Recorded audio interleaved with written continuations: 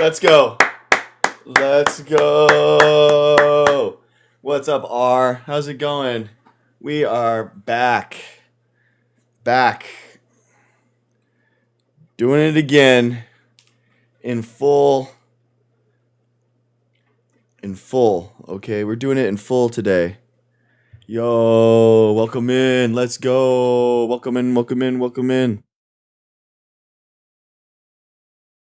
I think it was, guys, I think we did it. I think everyone got their vaccines. Everyone is taking public health seriously.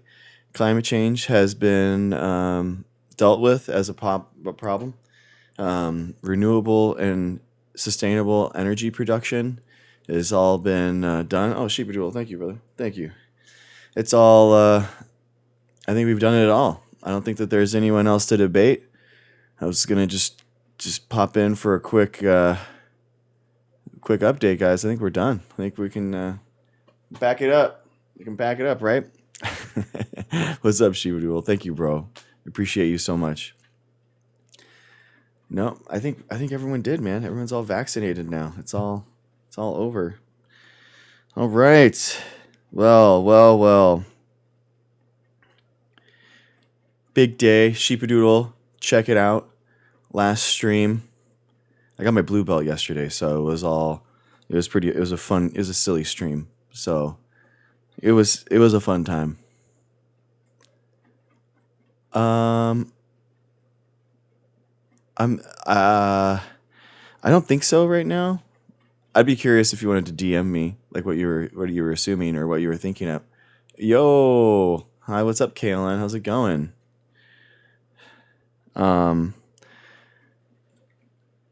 Nice to see you in chat. So good. All right. I got a subscriber video that dropped today that you might like, so you could check that out. A little pop into the subscriber only feeds, guys. It's pretty fun. Oh, nice. Thank you. Welcome in, guys. Welcome in. How's everyone doing? Yesterday was a silly business wolf. How are you? Thank you. Yeah, yesterday was a silly stream. We had some fun. Talked a lot of jujitsu. I got my blue belt. That's why we were getting really excited, having fun with it. I posted a little like rambling 10-minute video about like what jujitsu is meant for me. You know, it's been wild. It's been a really cool. Well, Pam, there's on my link tree in my profile that has all my YouTube archives and stuff, so it's all there. It's like a quick one. It was like an hour and a half. I had some adult beverages and I was a little 3 sheets to the wind, so I didn't have that much energy, but but it was still fun. Oh, nice, Pam. Dude, that's awesome. Hell yeah. Good work. I appreciate that. The Taekwondo, how did you, is there striking in that with, is it like points based? That's really cool. Good job, Pam. That's intense. Really cool.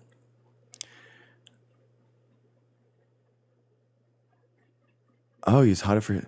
I am not a medical professional, but he's in such bad health that I can't imagine that he would be able to really withstand anything. What's up, Ado? Ado's here, friend of the stream. Hung out last night. That was a really fun convo. Got in there, had some fun with a voice chat. I'm fully sober, guys. We're locked in right now. Okay, we're locked in. We're gonna have. Yeah. Oh yeah. Okay, pads. Yeah. Striking with pads. That's how Taekwondo is done. Okay, nice. I like watching Taekwondo at the Olympics. I think it's really cool. I wish they had the jujitsu. They only have judo in the Olympics, so it's kind of lame. Welcome in. I saw Stars join. Thanks for the like, Ado. Sheepadoodle, Business Wolf, Ado, Pam, Milky, Michael. How are you? They should have Tai Chi. I don't know how they would have Tai Chi. Would it be like I think I'm not. Do they even compete in like tournaments? I don't even know how that would work. I don't even know how that would work. Let's see here. All right. Well, what do you guys think? So I'm thinking about making this show a little tighter, a little bit more jam-packed. Pop, pop, pop. Segment, segment, pop. One through the other. As always, if you have a vaccination recently, we celebrate you here. So let me know that you've been vaccinated in the chat, and we will celebrate you. Every single person, every single time. So if you've been vaccinated recently, let me know. We'll celebrate you. And I think we're going to pop over into a science segment to start us off so that we can get going. What do you guys think? Let's do it. Let's do it. Vaccinated. Nice, Milky. Good job. Good job, Milky. Let's go. Science. Nice. Being vaccinated rules. All right, guys. Well, let me get... Oh, dude, the helmet is so... The helmet's always so heavy, guys. It really is. The helmet's so tough. Here we go. Yes. Yes. The peer review. All the cool things that are happening in science that nobody else talks about, but here with me and you right now. Very cool. Always my favorite segment. Talking about science. Pig lung transplanted into a person in a world first. Lungs are complex organs to transplant, but the surgery is a step towards clinical trials. A lung from a genetically modified pig has been transplanted into a person for the first time. The recipient, a 39-year-old... after this, Jay. After this. I appreciate you, but not right now. A 39-year-old man in China was brain dead, but the organ survived for 9 days. Oh, wow, that's fascinating. So they actually used someone that was medically alive but brain dead. So they were testing it in China. So that says the first of many medical breakthroughs happening in China as we defund and kill off our entire medical and science industry. Congratulations, China. Good job. Woo! We're all unironically rooting for China right now as they actually are the ones spearheading science and innovation. So wish it was us, guys. Wish it was us. And they have to use genetically modified pigs because they have to basically knock out a bunch of proteins and stuff that would cause problems, that would cause the transplant not to work. So exactly, stars. We're very jelly. At least half a dozen people in the United States and China have received organs from genome-edited pigs, including hearts, kidneys, livers, and a thymus. The latest procedure suggests that almost any pig organ could be transplanted into people, research says. They hope that the animal organs might one day save thousands of people who die each year while waiting for a donor organ. Lungs are the most difficult organ to transplant, says Mohammed Mohandi, a surgeon and researcher at the University of Maryland School of Medicine in Baltimore, who in 2022 led the first pig heart transplant into a living person. Lungs have the most blood vessels of any transplantable organ, so they are more prone to attack from the immune system, which can lead to blood clots and tissue damage, says Mohandi. I applaud their effort, he says. It's a first step towards lung xenotransplantation, the use of organs from one species to another. U.S. clinical trials for pig livers and pig kidneys were approved this year. How freaking cool is that, guys? How cool is that? I love that idea. Of course, because they're using pigs and humans, because that's what it says in the Bible, and that's what we're using that. So thankfully it was written down that pigs and humans are similar enough that we have that information. They wrote it down there. So thank you. Of course not, guys. We kid, we joke, we have fun. It's because of evolution. We have a mammalian group that we are called, and we all hang out as mammals, and we have organs that are very similar to one another. Because of evolution is real, and it happens. It's a natural process. Okay. Well, I don't know who the other guest was There was a guest that rage quit after I didn't allow him, but you can come back in. Oh, sure, dude. Yo, what's up, Puff? How's it going, man? Hello? Wait, am Hey, I okay? what's up, dude? How's it going? What's going on? This is a new look for you.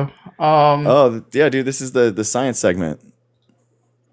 yeah, no, this is cool. Damn, Sorry, yeah, I heard about this the lung transplant. I did hear about this. I think that's pretty cool. nice, That we're very cool. making progress. I just want to come on to talk a little bit about like some new knowledge I'm learning about science teachers in particular, Okay, um, and what's going on in education for that.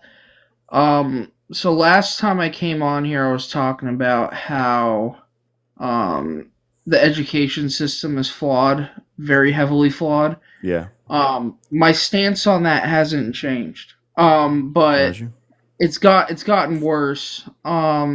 From what I've noticed, um, most states that I'm seeing are starting to track students, and the new method that we're doing is we are putting students in groups together based off of performance levels on state tests. Oh, okay, So for the most of the classes I teach the students that have either failed science or failed math and are basically really behind. okay, Those are the students I'm teaching. But the issue is that all these students are placed with each other. So that makes an atmosphere to where the classroom is basically always not going to want to do anything because there's no students that want to do anything, so there can't be a change. You know what I mean? mm-hmm, The ideal situation is we have a healthy balance where we have our overachievers, we have our middle of the ground students that are going at the pace that we think, and then underperformers that we need to focus on. But we Roger. don't have that anymore. We have everything set so that classes are all underperformers to the state, Uh huh. all overachievers to the state, and all middle ground students. Um, why this is a problem with science? Because math, arithmetic, and everything else is becoming a huge problem. My question to you, Doc, Mm-hmm. I know you used to teach in college. Uh huh. Was it Riverside? Yeah, yeah. UCR. Did you ever see a problem with like first years going into like the first year to fourth year? Did you ever see an issue because of the high school education system? If they're coming from states that like don't even teach evolution being real, like they're gonna have a hard time understanding like how biology works. Just in general. If you're not like that is the mechanism that creates a similarity between us and bacteria and plants, and that creates that knowledge of how the world works. That if you have to really, oh, that's good, Duocracy, cool. Ducray, I'm sorry, Ducray. Yeah, if you don't have that fundamental knowledge, it's going to be hard for you to come back from. So I feel like that is like the biggest point. And these students are having a problem. They are. If they're coming from states where it's outlawed, or if it's taught that it's just like an untested theory. I'm changing this, by the way. Science communication hashtag. We're changing this right now. I'm no longer using hypothesis ever again, because we need to talk about the vernacular that people are actually using. This is what we talked about last night with Ado, and I'm changing this. So we're using theory as people use it in common parlance. So we're going to say untested theory, tested theory, and then once it becomes a theory, then it would be a proven theory. But So people have untested theory. People think that evolution is an untested theory, but in reality, it's a proven theory that we have. Yeah, we are. We're going to do that various. Yeah. So hypotheses. People don't know what a hypothesis is. People don't know what that is. People don't understand a hypothesis, a conclusion, and a theory. So we have to have. No, definitely. You definitely can't have a hypothesis. I agree with you. I understand what you're trying to say. But again, this is the problem with science communication and why we are, yeah, well, that's not correct either. So, I mean, Well, math is a science. So, Well, the thing I'm noticing, right, is I feel like a lot of these colleges and schools, they're more worried about statistics, like their acceptance rate and graduation rate, mm-hmm. than they are about, because at the end of the day, that's how they get funding, right? They get funding based off of their statistical success. So I'm noticing that over time, that I feel like content-wise, it's going to get lower in terms of standards, and then it's going to reflect in the colleges, and they are going to basically change a bunch of curriculum. And what that's going to do is it's going to make our students not get the core curriculum that they need. You know what I mean? Like, if they don't learn about evolution in like high school setting, I'm talking like high school biology, because the state wants to get involved because it goes against religious views, which again we have. Unfortunately, the Constitution doesn't work anymore, I guess. Mm-hmm. But take that out. Um, it's just a huge problem I'm noticing, Yeah. and it sucks because I have a lot of students that really want to go to college, but the public education system failed them because they were never in summer school or held back. They were just passed. Yeah. But like I told you the other day, these are students that don't know basic arithmetic. You know what I mean? So Yeah. it makes it difficult for me, as you know, because this is my first year teaching. Makes it difficult for me because I don't have the experience yet to be able to guide these students on the right path to be successful in college. Do you know what I mean? Do you see why it's a challenge for me?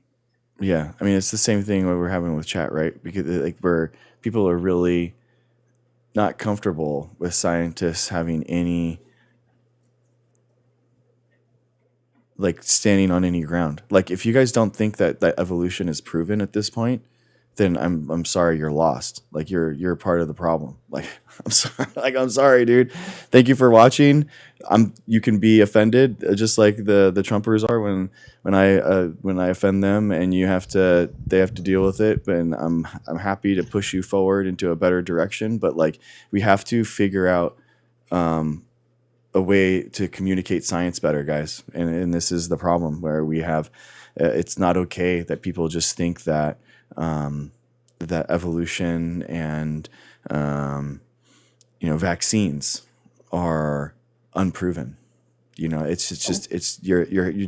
talking about pedantic conversations here, and we're talking about putting science on the pedestal that it actually has.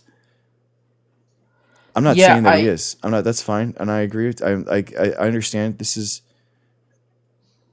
fine. Like I I'm just saying that in general, like guys, we have to learn how to talk about science. And I'm not saying that I appreciate you being here and that's fine. Like but science communication has to get better, guys. Of course it and that's the is. No, thing, no, I'm right? saying the We communication that we use in science communication.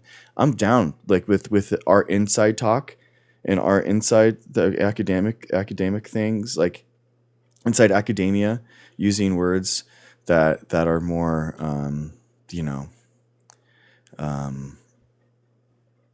yeah, like talking about those things. Dude, Karl Popper, I've done videos on Karl Popper and falsificationism, and I totally agree with you, dude. Like I'm totally down. Like I understand exactly what you're talking about, Various. I appreciate you, and I get it, man. But the problem is that we aren't communicating with people, and that's the problem. Is that we have to speak to people where they are, how they are, versus past them. And science is speaking past them. and we have to talk to people where they're at. So Here's another thing too, though, is that science is put on the back burner. So a lot of kids and students, they don't get exposed to it because they don't have to graduate. yeah, For my school, it's only 2 years, but like almost every other subject, it's 3 or 4.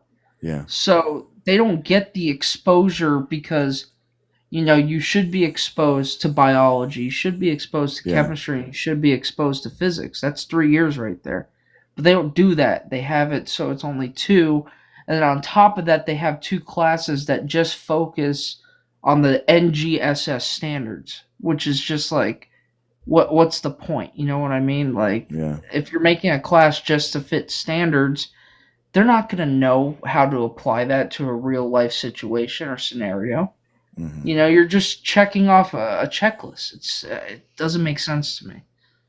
Um, but I mean, you've had people in this chat. I mean, we could disagree all we want. I think I've heard some crazy things in this chat. We had someone I remember you were discussing with that didn't believe in the immune system. Yeah, exactly, guys. Oh, Guys, we think the problem is that we have people now that are using misinformation and disinformation to say that they have proven that vaccines are causing danger to people. And when you have people, scientists that are saying, well, you know, they're wishy-washy. We, they are proven to be safe. Vaccines are proven to be safe, but that doesn't mean that all things are 100% safe, right? Like Tylenol kills people, water can kill you if you drink too much of it, but it is proven that vaccines are safe, even if it's 0.001% of things that are happening, versus a person that's anti-vaccine that's saying, I 100% know that vaccines are causing these problems. Like, in the world of how we work and how we exist, like the disinformation people are winning that battle, guys. They are winning that battle. So we have to change our language and how we talk about science. So yeah, I'm sorry, but I vaccines are proven to be safe. Evolution is proven to be real. Gravity is proven to be an actual thing that exists in the world. So whether or not that is the Earth is not 100% flat. 100% airtight, then that is the never different things. And I'm down to, if someone wants to talk about falsificationism and Karl Popper and the philosophy of science and whether or not we ever know anything for 100%, then I totally understand. I know various, I know. And and those are conversations that you have with people that know what they're talking about. But to common parlance, to the common person, this is not what they know. I of course various, but again, this is a academic discussion versus like I'm sorry, but like if you think that yeah. Anyway, thanks Puff. I appreciate you coming in. We got other people, but Yeah. I appreciate you. Yeah, you have a good one. I have a good one, man. No, it does make a difference, Darius. That's why I think you're wrong. I think that's where we're disagreeing. If we call it a proven theory, then the layman probably thinks proven means absolutely nothing, and I think that's wrong. They are hearing proven from the anti-vaxxers. They're getting proven things from the other people. So yeah, you can come in. Oh shoot! 1 second, bro. Sorry, 1 second. Can you request back? I just got to change the scene real quick.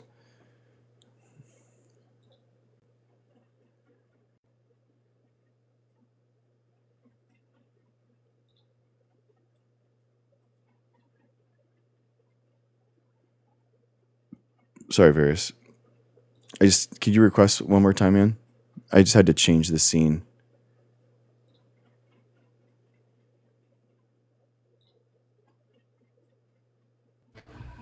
What's up, dude? Give me 1 second. I'm trying to Yep. connect some earbuds. Yeah, no problem.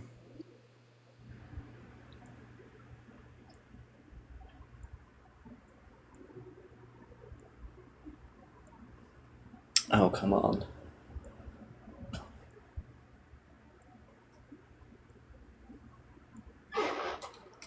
Nice, Buff. Yeah, dude, that'd be awesome. They're not wanting to turn on for some reason. Okay, I grabbed another pair. Okay, yeah, dude, You take hear your me time. all It's right? all good. I can. I did, Ross. I did. It was sick. It was my first time being Okay. white belt. Sorry, blue belt. Oh my God, see? Blue belt on the mats. It felt good, man. It felt really good lining up with all my blue belt friends. No, I think we're debating science So my communication. issue. Yeah, go ahead.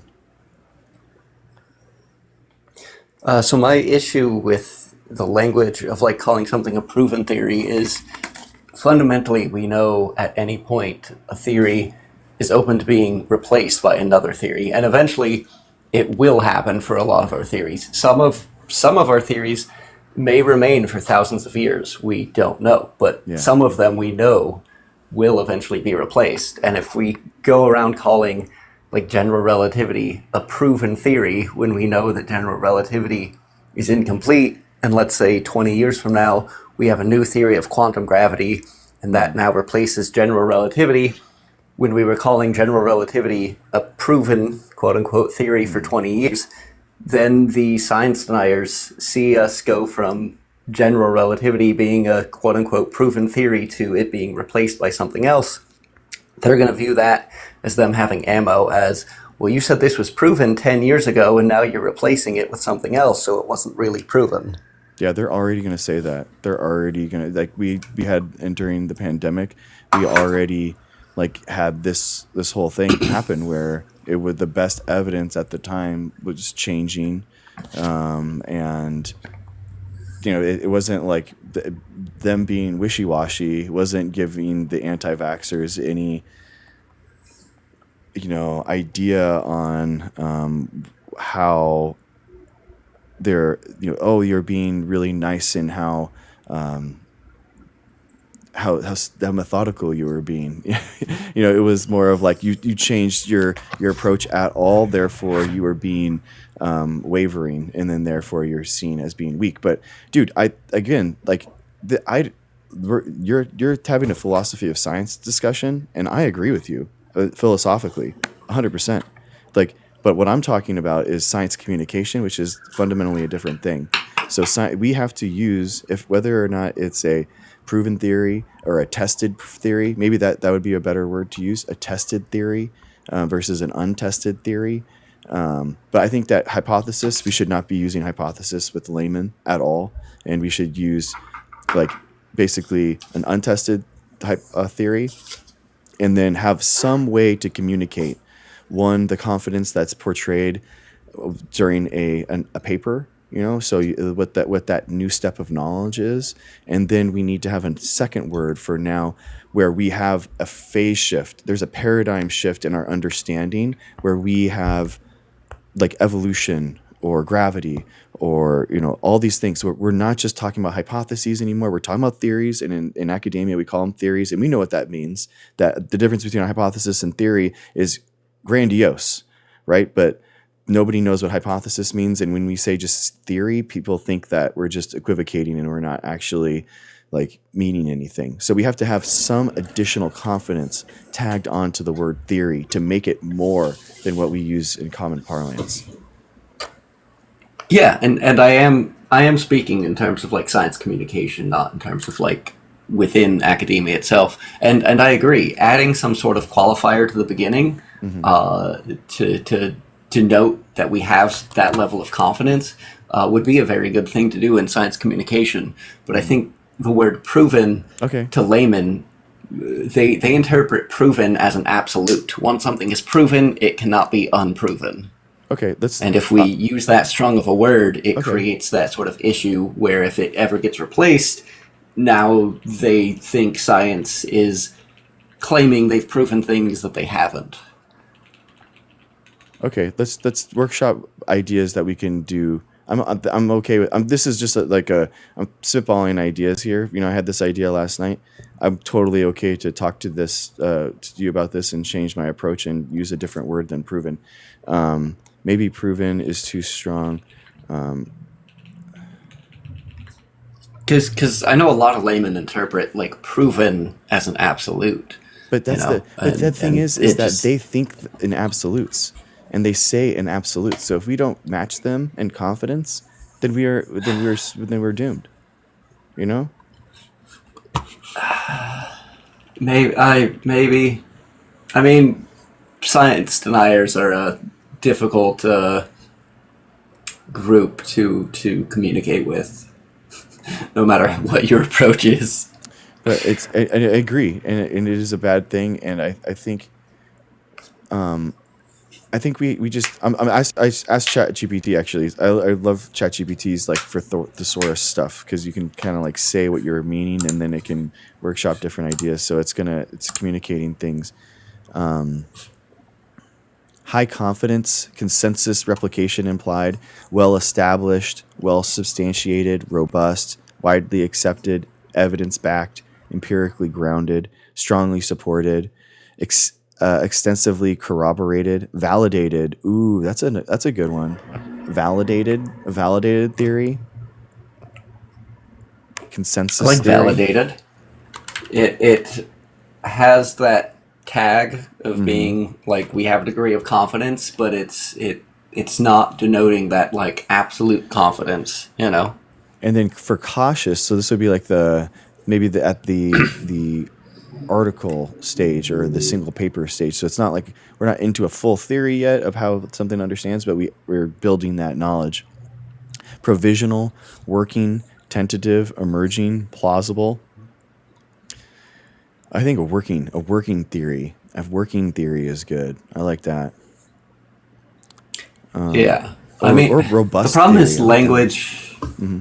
The problem is language is kind of inherently imprecise. The way that I interpret and process validated and you interpret and process it, we have these sort of like mental maps of what words mean. Yeah. And all people that speak a language have approximately similar maps, but they're all going to have slight differences, you know?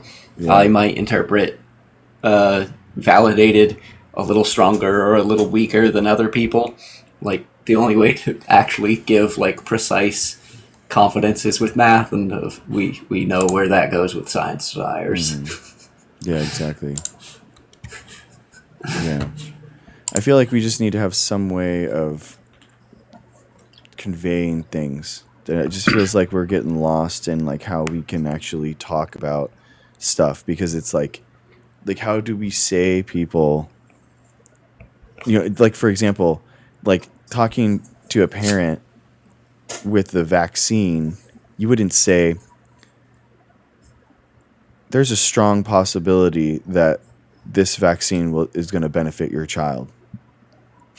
You know what I mean? Because that maximizes the malady, right? That is like way too strong the other way, right? You know, you would say that it's like it is the best decision to do for your child. 100% is the best decision, even with the bad things that could happen. It is still 100% the best thing to do for your child is get them vaccinated on a vaccine schedule as it is. So it's like right, and in the absence of any sort of like known other factors, some sort of if vaccine sensitivities run in their family or something, in the absence of something like that, it's always going to be the best decision. Yeah, and yeah, exactly. So and I think that you can't.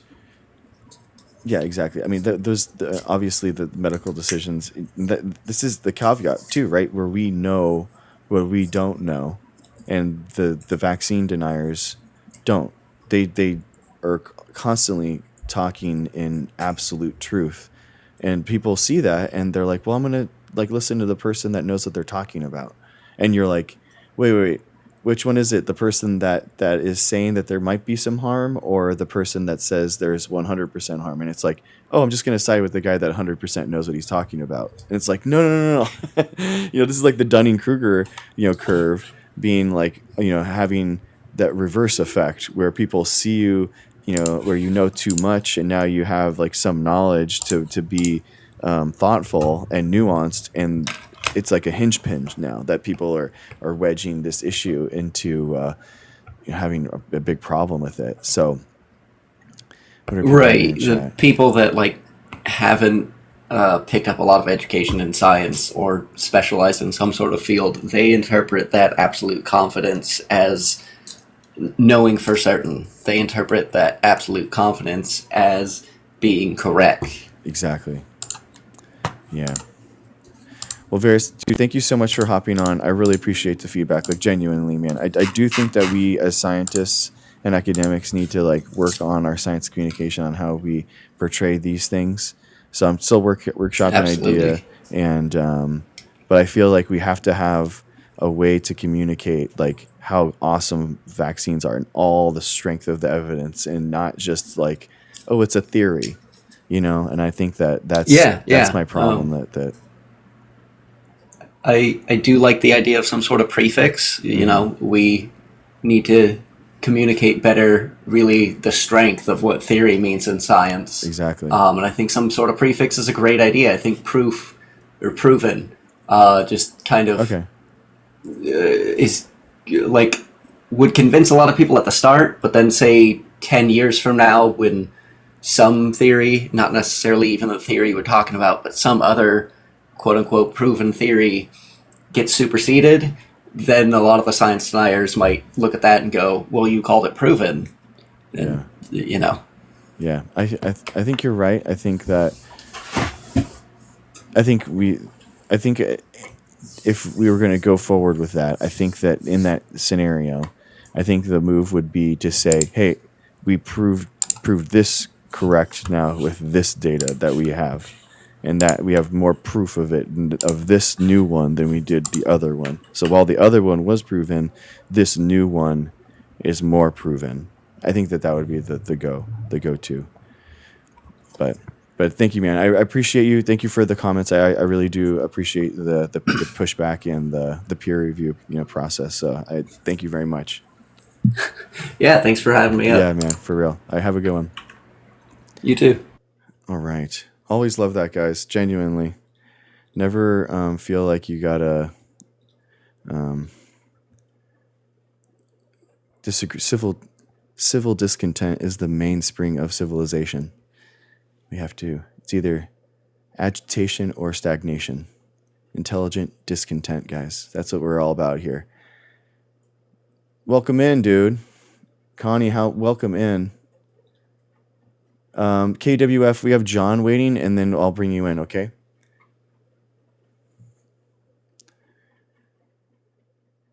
Yo, John, what's up? How's it going, man?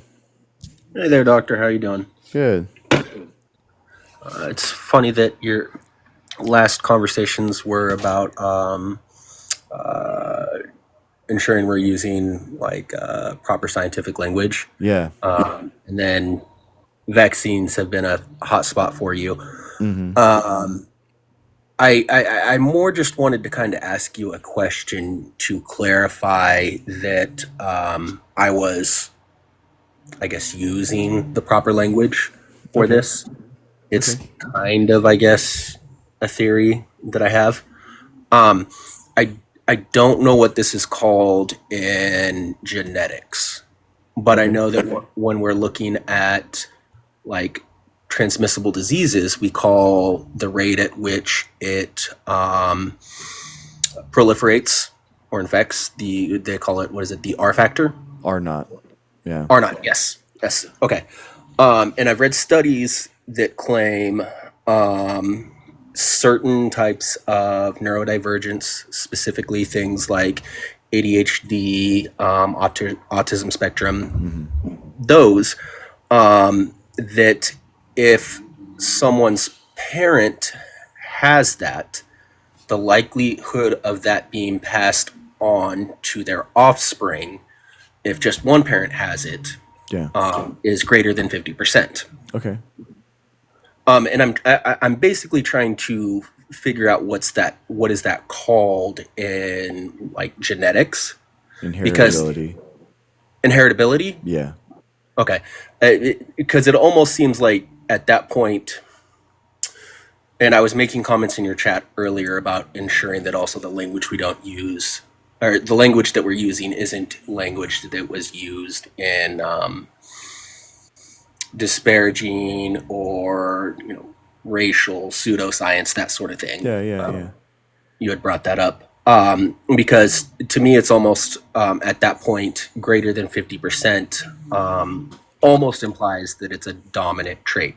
Yeah, it's not. I mean, it's not too, because right, you have the genome, the independent assortment happening, and you have, you can have mutations that are fixed, for lack of a better word, on the mutation. It isn't on the other X chromosome, so it's no longer there. I try to think about like the genome's basically kind of like an instruction manual, and sometimes pages have typos on them or entire pages missing. And basically, by having breeding, you can create some of those pages that are missing, and you kind of like fix some of those. So that's what happens. So you're just having that's why, by the way, genetic diversity is so important, right? Genetic diversity in a population allows you to cure those mutations out just by breeding. They just kind of like get diluted out into the gene pool. So it's not like something is going to be a ever widening portion of the population just because it exists. It has to be a fitness advantage in order for it to take over into the population. I guess I can see that. So would you consider something like, I guess, are you saying that the way in which something like neurodiversity is passed hereditarily is different than, per se, like what we would call a dominant trait then? I'm sorry, the first part, the dominant trait for, so you're saying that neurodivergence and basically we're in a really weird spot, man, because neurodivergence is something that we're just beginning to understand, and we are trying to actually get accurate numbers for the first time, where we didn't really understand or recognize or see it, in the 1950s, for example. But now there's like a bunch of late adult autism diagnoses happening. So it's happening at a greater chance. I apologize, but I use this analogy all the time. I mean, so like 200 years ago, how many left-handed people were there in the world? Well, we didn't keep track of it back then. None. No, we know there were none, because you weren't allowed to be left-handed. You wrote with your right hand, and that's what it was, and you were proper that way. And if you didn't, then your hand was broken, and you kept writing with your right hand. So it wasn't until we started accepting left-handed people that we kind of like understood now, like, oh, okay, there's left-handed people that exist. And then like as we accept that more into society and realize that they exist, now we get to see some like kind of like a spectrum thing that we didn't see before, where now we have like ambidextrous people, right? Ambidextrous people would never have been able to be seen in the population of 200 years ago when people were just right-handed. But then it's as we allowed them to be left-handed or right-handed, now we're even broadening it more to ambidextry. Does that make sense? That does. No, I get that. I can see that. I mean, it's the 90, even in the 90s, early-ish, still dealing with people. The left-handedness was not, I would say, not nearly as much as it was back then. But I mean, in terms of like neurodiversity, we oppositional defiance disorder in young men being like the go-to. And now things, we look further into it, we see, well, it probably wasn't that. It was probably likely this other thing. I just wanted to make sure that the language that I was using was correct, I guess. And I appreciate the time. Yeah, of course, man. Thank you. Thank you for hopping in. I appreciate your question. Thank you. Yo, KWF.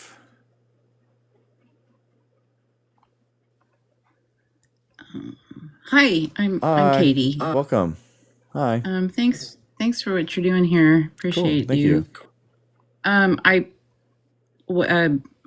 was thinking that maybe one problem that we're having is that people aren't, either in education or in their own lives, they're not doing science. You know, the experience of doing it. It's and that if the science, if our if and maybe this is a result of the standardized testing, if we're focusing a lot of facts and information that has been gathered from people doing science, we can't. There's a vocabulary that's developed when you do something, and you can talk about your experience of it versus just having information about it. I think a simple example would be like, there can be instructions for how to do sit-ups and information about what the results of sit-ups could be, but you don't get the results unless you do them, and you don't know what that feels like, and you can't talk about the nuance of like what better form would be unless you're actually engaged in that kind of experience. I was thinking, what did you just say? You just leveled up in jujitsu? Yeah, I did. Yeah, so you can imagine like there's like maybe there's like a book that has all the sort of jujitsu, like where you start the move, and then which and there's a little arrow that your arm goes out, and if that's all that people are getting for science, then they don't have they don't know what that feels like to to put the arm that way and to be able to have the vocabulary to talk about the experience.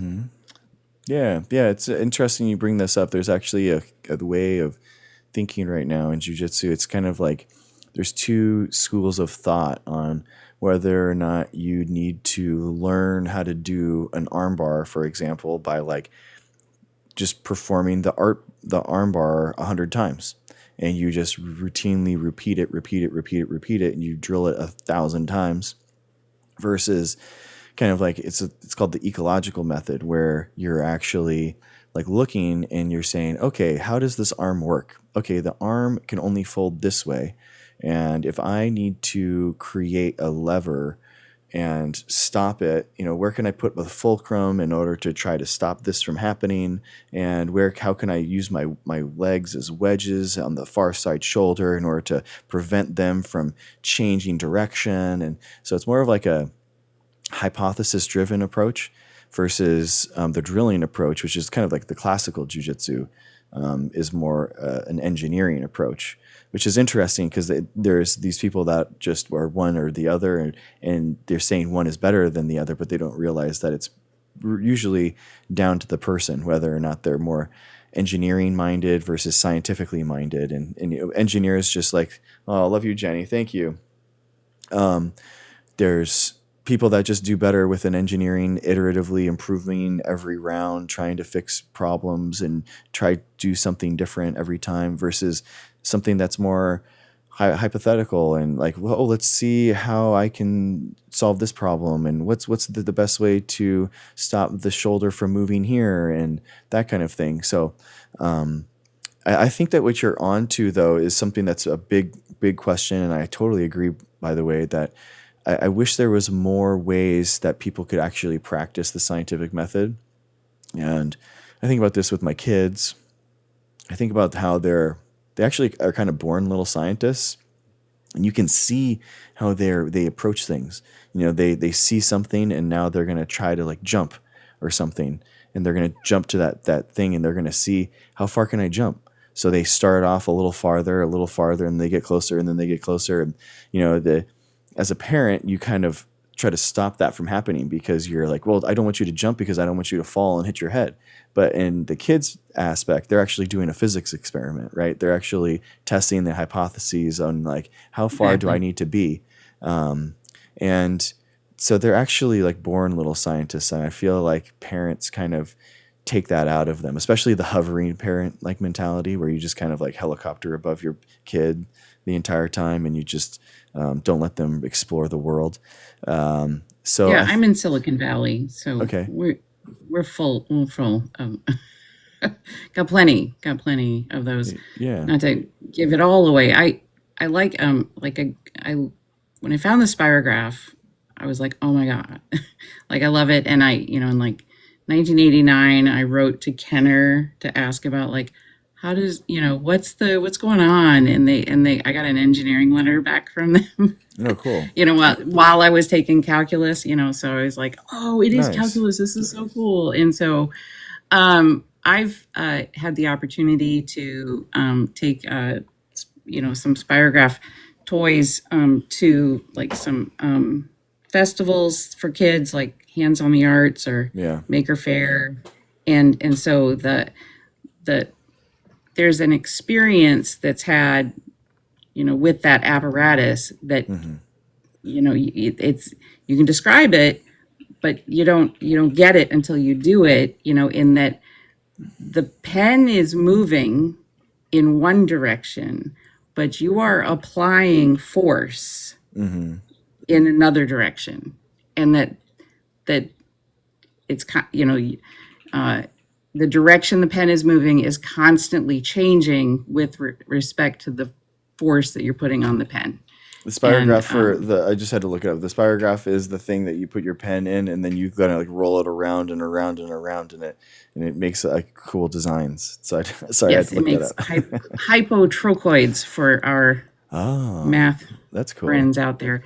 So that's and that's so what's important is not the result of this multi-petaled piece of art, which can be cool, but Okay. it's the experience of drawing the line. And I took my kid ages ago, kid's 23 now, ages ago to a play-based parent participation preschool. So it was part of the adult ed, and the joke is, that the parents are the students and the children are the lab equipment. And our job was to sort of supervise different stations for the kids to choose what to do. And I think that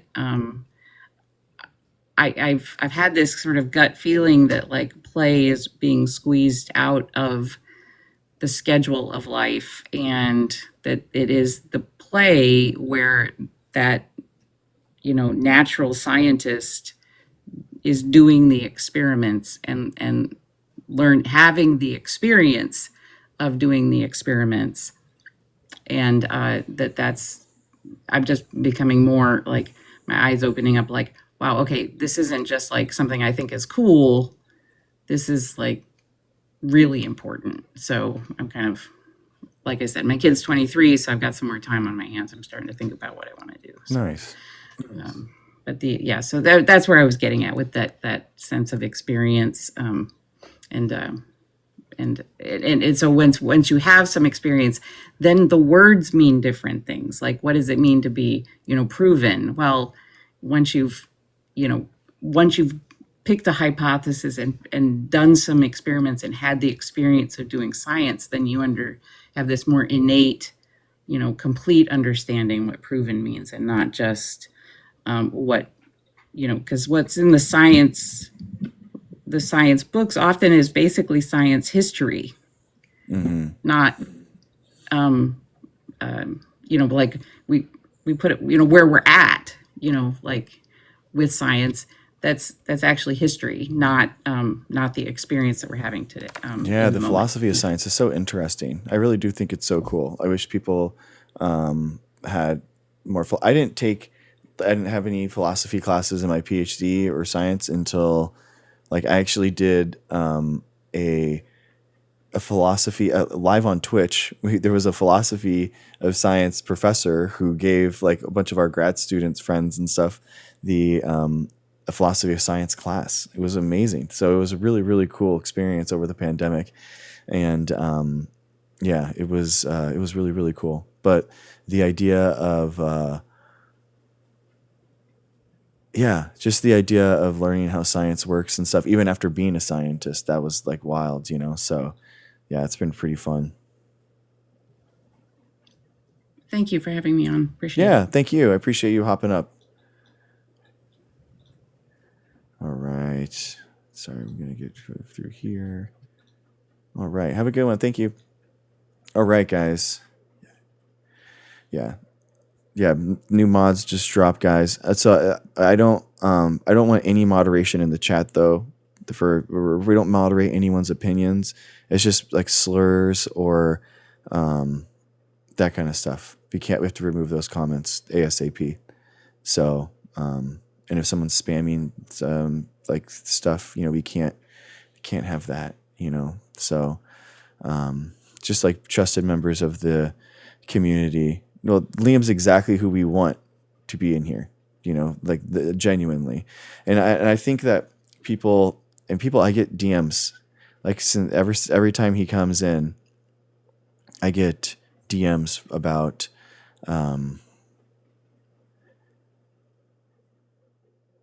platforming someone like that, allowing someone on the show that's like that. And guys, I mean, the idea here is that these people are getting the chance to actually ask a scientist to involve those questions. Alina, I don't disagree that it was like it's a long conversation, but those are the 30 to 40 minute ones, or sometimes an hour. That those are the deep probing conversations that we need to have. That in order to try to get to, hi Helen, to get to know someone's how they believe, and that's the problem, is that like putting a timer on them, a 5-minute timer, isn't going to allow them to kind of like really get those good conversations had. That's the problem that I have with like Liam, like shortening Liam to 5 minutes. And I think that like as long as we push back, and as long as I am not allowing them to have this platform unquestioned or unabated, then I think it's fair. So like this is we're trying to do something different here. Exactly, Jenny. Exactly. 100% right. We have to give them the ability to ask those questions, and we have to push back. That's what we're trying to do. We have to give a safe space for people to be wrong here. How do you think about scientists that come up with a cure and then they're taken out? I mean, scientists do cure diseases, and it happens with gene therapy all the time. So anyone that says they have a cure-all for all diseases is lying to you, and that's not good. Exactly, Shoes. Exactly. So we have to give a place. I see it, MB. We have to give a space for people that can be wrong, and that's why, and honestly, why we have to have mods too, is because anyone posting any type of docs information, any type of like personal information, coming after people's kids, going after people's neighbor, like where they live, like that's going to be automatically banned, like 100% banned, no questions. You're out of here instantly, and never going to be let back. Like I don't believe in banning. So if someone gets a ban, guys, it's permanent. Like banning actually does mean banning, in my opinion. And once they cross that line, I feel like that has to be something that's not okay. And honestly, guys, I understand what's happening here. Like in some of these some of these ideas are really dangerous. Okay, I agree. If I had a parent that died of COVID, I wouldn't want to listen to a lab leaker or listen to someone that denies that 1.2 million Americans died from COVID. I wouldn't want to listen to that. So I'm giving you the permission. If you ever want to like turn off the stream, if you ever want to step away from mental health, like please do. Like it's okay. I don't take it offensive. I'm not offended by it. I totally understand. You can come back later, or you can watch the TikTok archive on my YouTube. Like please, don't feel like you have to be here. So I do understand that these are offensive ideas for a lot of people. So I don't take it. I don't take it personally. It's really bad, Minty. It's really bad, because what's happening is that the entire world is going to be continuing their research into these vaccines and this technology, and we're not going to be at the head of it. And it's really a really bad thing. Man, fine. It's really crazy, man. Like really what we're about here is really about science advocacy and science communication. So and I do think that science is a good way to improve lives, genuinely.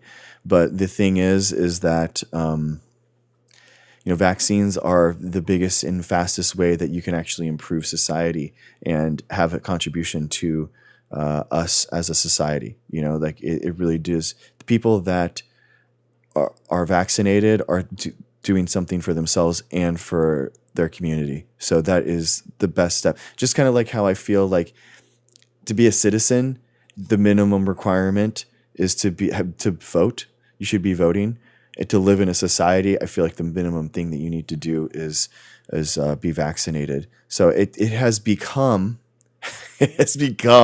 somehow pro-vaccine and the vaccine advocacy has somehow become what we do here, and I love it. I am a vaccine advocate. I never intended for that to be the main purpose of the stream, but as we apply science, right? We have to apply science. Absolutely, it's political, K-Bug. Science is political, and as we apply science into politics and into society, and how humans interact is political, is through politics.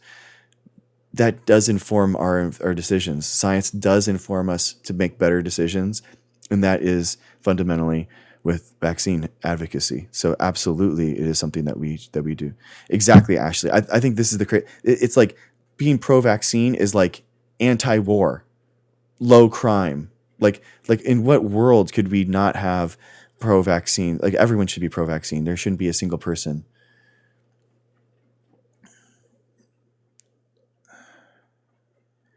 I'm not sure if you talked about this, but a few people I know have had trouble getting the COVID vaccine recently. That's really not good. Sorry, NB, call me just 1 second. I'm just catching up with chat, and then we'll get you in. Thoughts on the influence of money on research and science? Yeah, fine. Yeah, we can talk about that. Okay, let's exactly. Yeah, give me all the vaccines. Okay, sweet. All right. Thanks, guys. All right. Hello. Hi. How's it going? Good. How are you? Good. So I just wanted to talk a little bit. I don't know how much I actually touched on this the other day, but Yeah. So I was kind of raised in like a Christian fundamentalist household, and that belief system like carried on into my 20s. I'm 27 now, and I'm not like anti-vax, but I'm still breaking out of that like thought process of being like, okay, like, are these things safe, because when you're raised to believe that way for so long, it can be really hard to break yourself of that belief system. Agreed. And there's also what I really wanted to talk about, is there's also this like alt-right pipeline that's happening that I find very interesting, that I'm trying to learn more about, that I seem to have fallen into because of my demographic and what I was raised around. That seems to go hand in hand with not just like conspiracy theories, but also, where was I going? It goes hand in hand with being like just like anti-medicine. Yeah. So true. And those things. And have you ever heard of Dr. Amen by chance? If you haven't, go ahead and look him up. So Dr. Amen, a lot of the things I know about it is like mental health, because that's what I know a lot about. Okay. But he does he says that he specializes in ADHD and diagnosing mental health, and he does like these spec tests, right? But like hardly any other doctor like finds his spec testing, like brain imaging, to be actually credible, right? Okay. And so it's doctors like him that are making the medical industry so toxic, because he's charging like $30,000 to $40,000 for these courses, in which people are saying like, "Oh, I'm gonna have this life-changing result of," and he's also, by the way, anti and I promise I'm gonna shut up in a second, but he's like anti SSRIs, which I'm kind of anti SSRIs and I'm trying to break out of, and he's like anti like mood stabilizers and just anti psychiatry medicine for the most part. And this goes into what that guy was talking about yesterday with you, talking about how like food dyes and things like that play into what we're eating. So he talks about that a lot, Dr. Amen. He's like, it fucks with your brain. Oh, sorry. It messes with your brain. It messes with how your body functions, and your gut is in your brain, and this, that, and the third. And so that's a big part of his basis. And so I actually liked Dr. Amen until I figured out that he was a part of this pipeline. And so what I'm saying is a lot of people are falling into this pipeline like so accidentally. Like they don't even know they're falling into it because they're literally just searching for answers on maybe one specific thing, like their mental health or something, right? And then boom, they fall into somebody like Dr. Amen, and then all of a sudden they're believing these MAGA or MAHA beliefs that they didn't even realize they were believing. Yeah. No, I think this is exactly why we have to fight back and we have to push back so aggressively now. I think it's you're exactly right. It is like this. It used to be kind of like the crunchy granola, anti-pharma, left-wing people with, and now it's fused with these anti-vaxxers that really are, trying to dismantle science and institutional knowledge because of a ideological war that they have, and it's like it's money based where they're always selling supplements. Like this guy's selling supplements. Like you're exactly. I just pulled up his page. Yeah. So they're all selling supplements all the time, it's exhausting. It is exhausting, and I mean it's based on a lot of some of it's based off of truth. So like he's one of the things that he's selling is like creatine. And there are really interesting studies right now talking about creatine for physical and mental performance. Like, I'm trying the 20 grams of creatine a day thing because I saw that and I thought it was interesting. And it's like, it really does, just crunchy granola is like kind of like those weird, the crunchy granola people are kind of like the hippies, basically, kind of like the super hippies, kind of. I'm joking. Those are. I'm on the left too, so I'm like kind of, I'm joking around. Yeah. So, but yeah, it's the. I think what's important, like, and kind of getting to your original your original question, I think it's like the thought process that, and you're never going to know everything. So religion tries to say that they do know everything and that they're 100% always right. And what happens is that science is kind of like a knowledge acquisition, a plot forward where we don't know things, constantly. And we do say things like, I don't know, and so it basically gives opportunities for grifters to come in. Oh, thank you. I appreciate that.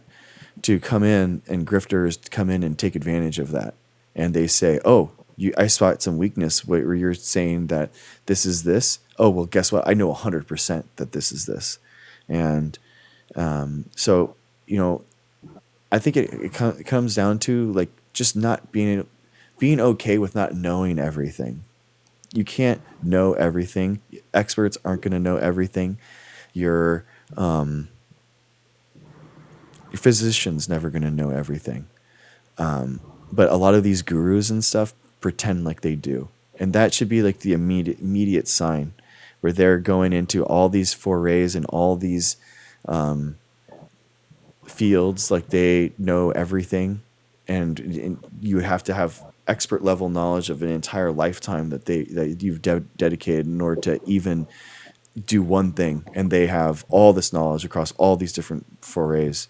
And it's just, it's never going to happen. You know what I mean? And so that's the thing. I mean,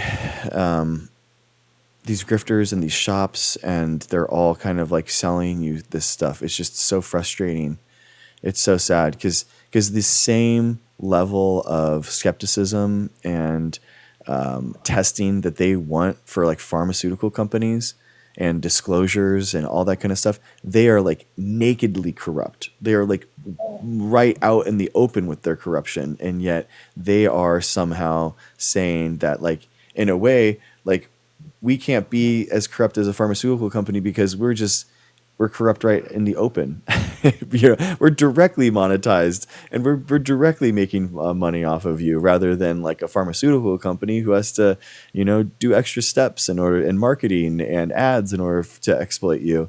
Like, we're just Well, what they like, tell you is that what they tell you, like literally what they tell you is that the doctor directly is making money. So like, let's Yeah. say that like you were a like a medical doctor, like you were my medical doctor, like, and you were trying to prescribe me like my doctor right now is trying to prescribe me like Lexapro. What my sister said to me verbatim is, "Oh, he's probably getting a kickback from that." Exactly. And like in my head, I was like, "No, that's not what's happening." Exactly. Like, So that's it's like, not it. so then it's like, oh, don't the kickback. Okay, so this is how they're saying that the physician is going and getting a paid speech at some pharmaceutical company conference, and then that paid speech is impacting their ability to make an objective analysis on where they should approve a specific type of medicine. I see. Okay.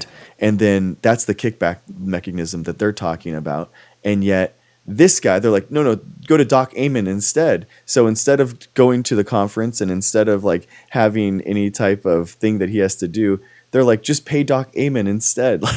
Like it would be like, oh, just go to the Pfizer website and then just go to the Pfizer store, and like or your physician, having their own drug, their own version of Lexapro that they're selling. They're like, don't listen to Pfizer, listen to me. You'd be like, what? Like, yeah, Yeah. exactly. Yeah, Nico, we're talking about that. Yeah. So like,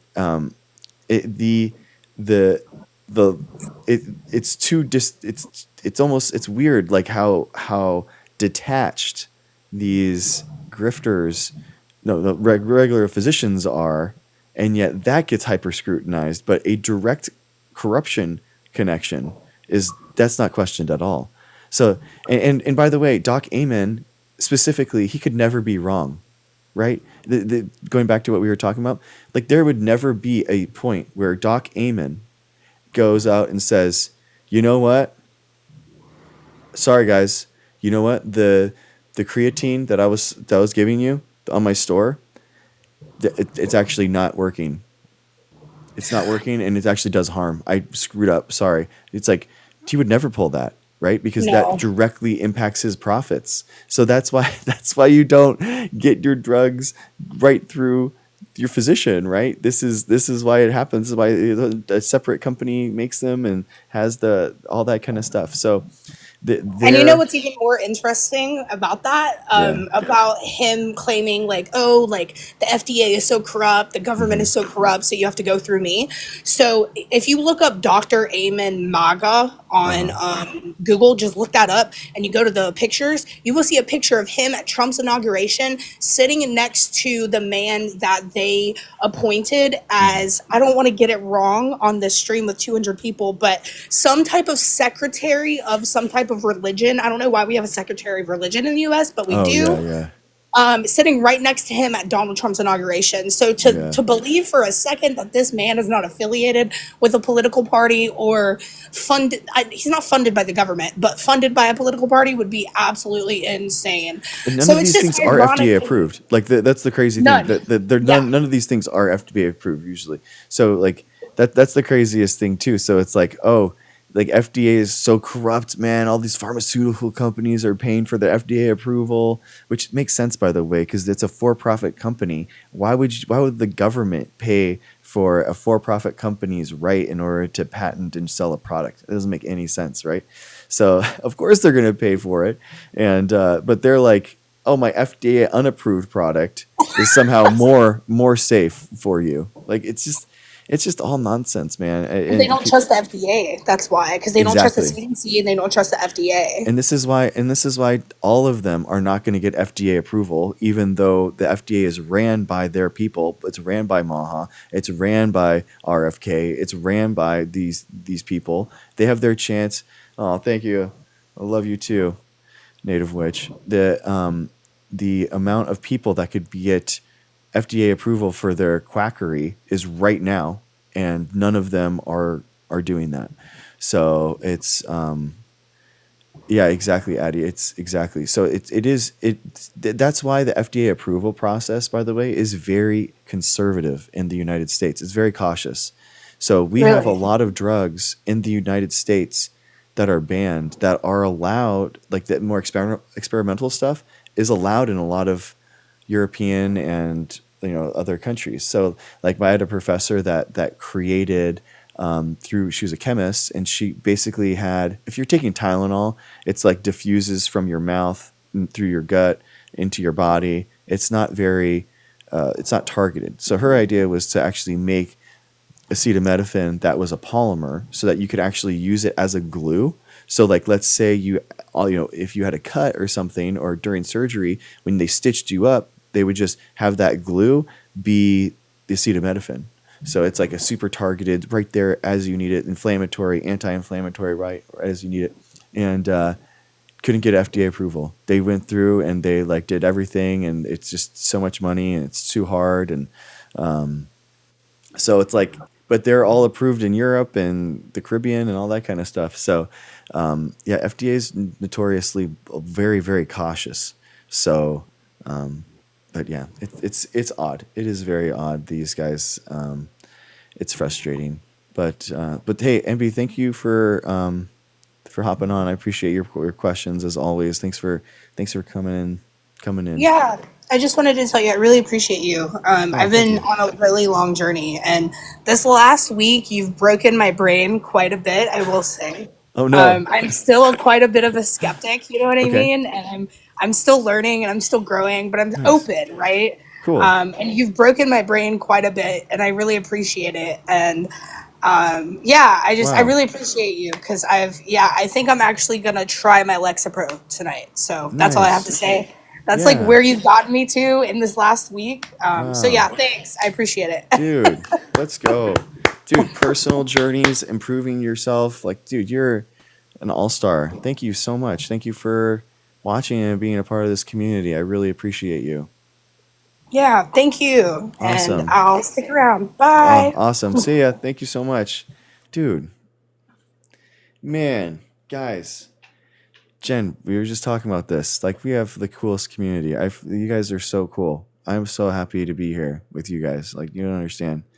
I am like I love you guys, for real. You guys are so cool. So thank you thank you guys. Yeah. But so as you can see, guys, we have new. Sorry, guys, I got a jujitsu thing on my eye. That's why it's like all red or whatever. But anyway, sorry. Thank you, man. Thank you, guys. I see you, light is life. Yeah. No, yeah, exactly. No, it's good, MB. Yeah, it's all good, man. Yeah, I think it's good to be skeptical. It's so good. It is so good. Science is skeptical. And I think that it's a natural state to be, and scientists are very skeptical. And you read any paper, in the discussion, they're going to have limitations of the study, and we're like trying to figure out what are the boundaries of our knowledge, and what do we know? Why do we know it? And I think that's just such a cool way of like interacting and knowing that science doesn't always know everything, but we can make a best educated guess as we go forward, But hey, by the way, we celebrate people who get vaccinated in this community. So if you've gotten a vaccine this week, say something in chat right now. We're going to do something for you guys, but I'm reading chat. Shout yourself out. Say if you've gotten a vaccine this week. We celebrate people who celebrate public health, and we love you. So nice. See, this is good, guys. This is good. Say you've gotten nice, dude. Oh, dude, Nice. Olivia, come back and we'll celebrate you. Dude, Jill, is it Jill? It is Jill. Jill. All right, everyone. This one's for Jill. Every single person, every single time, guys. Every single person, every single time. I gotta do the lights. Here we go. Come on. Oh, you know what time it is. Yeah, everyone's doing it. There it is. Yes. It's a vaccine party, everyone. Let's go. Spam V's in chat, everyone. Let's go. Jill, you are an all-star. We appreciate you, Jill. Spam those V's, everyone. I love it. Nice. We love people who love public health. Vaccines are safe and effective. Thank you so much for being a good part of society and helping keep people safe. Thank you. All of them, Regulus. All of them. The flu vaccine, the COVID booster. Check those out. Those are the best ones. But if you don't already have it tighter and you don't know what your vaccine schedule is, you don't know which ones you have, you can get a panel done and you can get a bunch of other ones. So you definitely want to stay up to date if you can. One more time, guys. Give it up for Jill. Let's go. I love it. Alina, let's go. Ella, thank you, guys. I love it, man. It's my favorite part of the whole show. I'm not kidding. It is, dude. Honestly, with what happened with the news of like what's gonna happen with the they're gonna try to shut down the COVID one. I don't know if I would wait, but it's supposed to change the sequence, but I don't know what's gonna happen there. So yeah. I don't know, Sean. I don't know. Okay, real quick, light is life. All right, real quick, everyone. This part is for you guys. Thank you guys so much for being so awesome. You guys are an amazing community. Thank you extra special to our latest subscriber base. Thank you so much. Thanks to our top gifters, Sheepadoodle, Shoes for the Dog, Jen, Ducray, Elena, Kimberly, Ruben, Ado. Thank you guys so much. To our top likers, thank you so much. You could be sitting there, but you're tapping the screen in order to increase engagement. Thank you guys so much. Elena, Jen, NB Kami, Kim Devine, Ducray, Ruben, Benji Boy, Lorik, KLN. Thank you guys so much. So awesome that you guys are liking this stream. I appreciate you so much. Also, guys, the easiest thing you can do to help the show, hit that follow button or share. If you guys can share, it really, really helps because we are a weird niche that TikTok doesn't know what to do with us with. But if you guys share, it really help us get out to your friends who are like-minded, right? So also in the link tree here, I got $5 super chats if you want to join the conversation that way. That's always a cool way to do it. Also in the link tree is our Discord. So our Discord is where we have the primary source material. We got the publications, we got the news, we got a science discussion. And also in my link tree, we got my YouTube live archive. So you can watch this show. If you need to take a mental health break, please do. Don't feel like you have to watch this app and you have to stay here. You can take a mental health break. Totally okay. And all my publications are on there. So if you want to see what type of scientist I actually am a scientist, guys. I really, really am. You can check out my publications. Olivia, Juliana, whoa, thank you. Wow. Dude, thank you. Wow, thank you so much. Let's go. Thank you. All right, guys, we're back.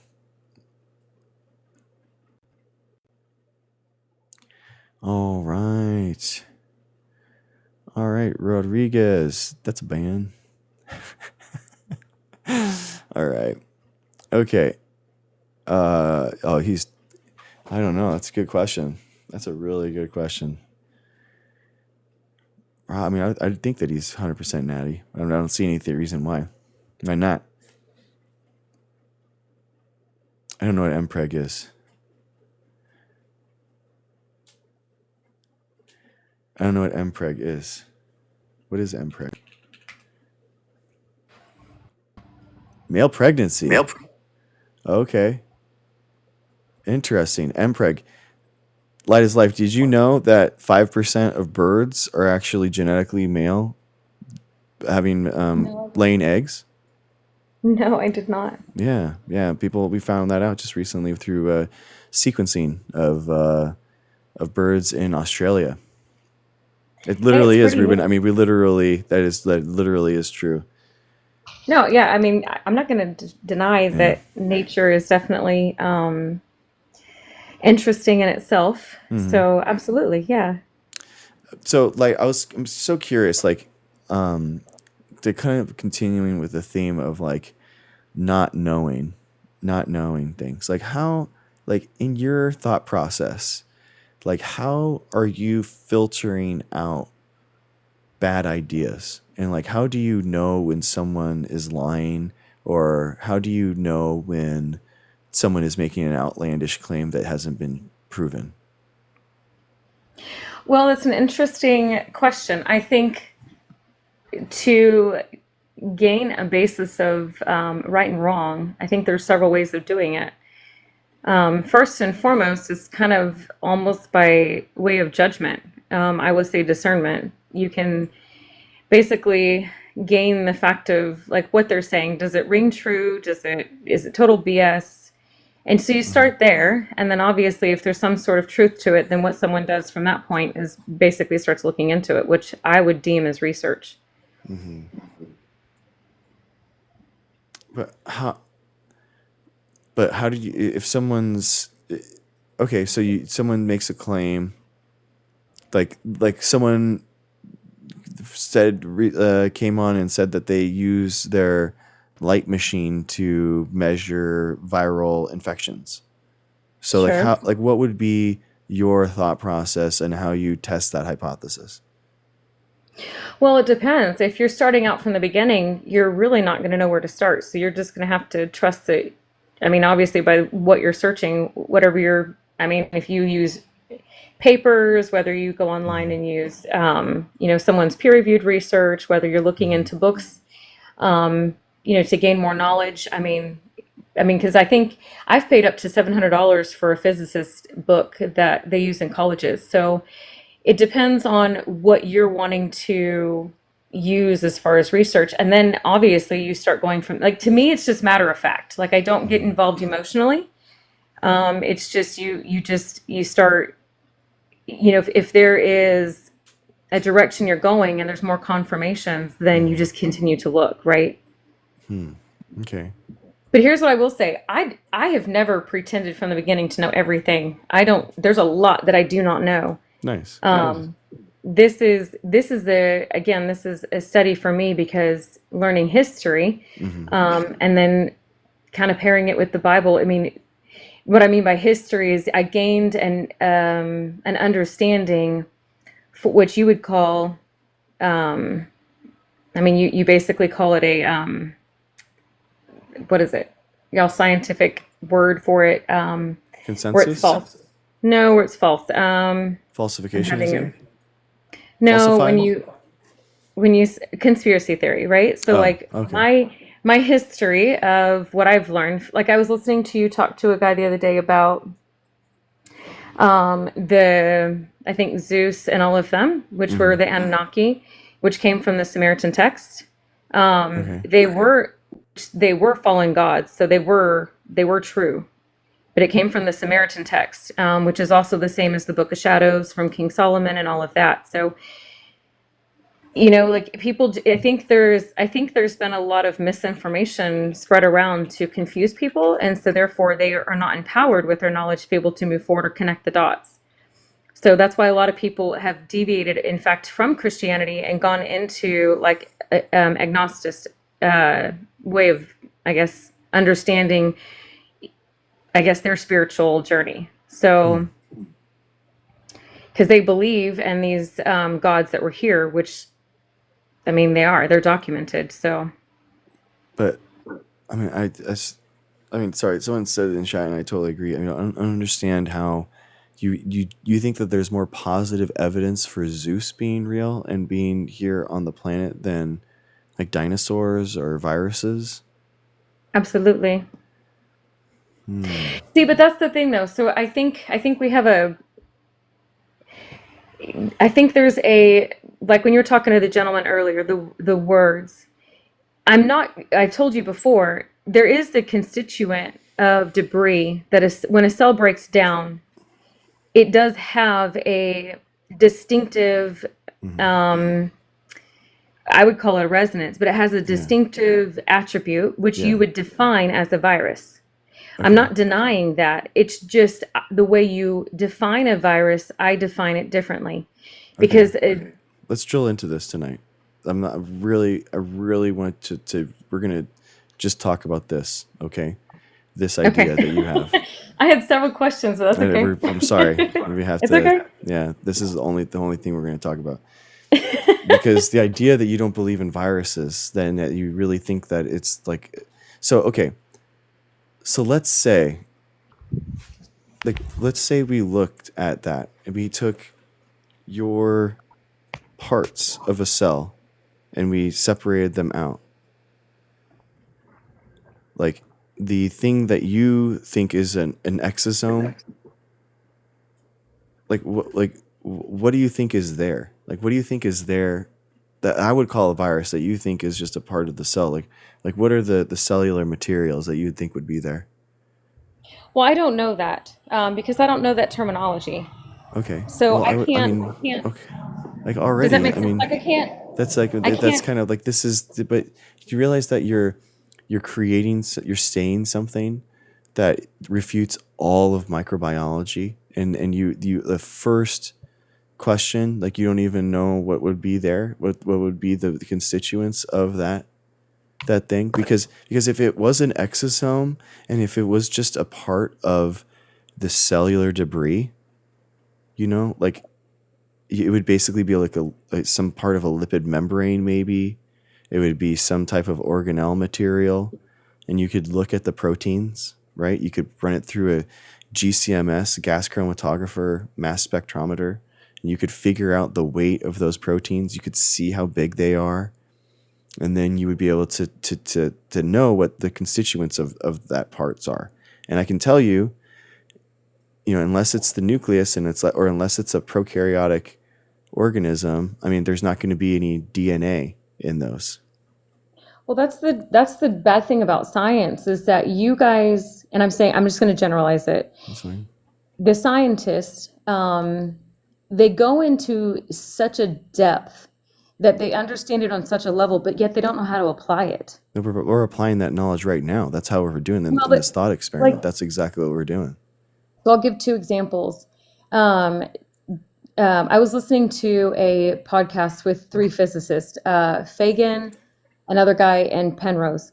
And Penrose and of course, he's like the father of physics. But basically, in a nutshell, they were going the whole conversation. He was talking about every building block of life and how he can mathematically equation, put it all together. But yet he had a few health issues, including his eyes. If he could physically put together how matter works, right, in the mathematical equation to explain all except for consciousness, which they're looking into, how does he not know how to utilize energy or physics in a way where he can actually reverse it or just cause it to entropy or remove it? So in other words, if a protein is out of balance, how do you bring it back into balance? By independent tests that you can prove, and this is what I'm talking about.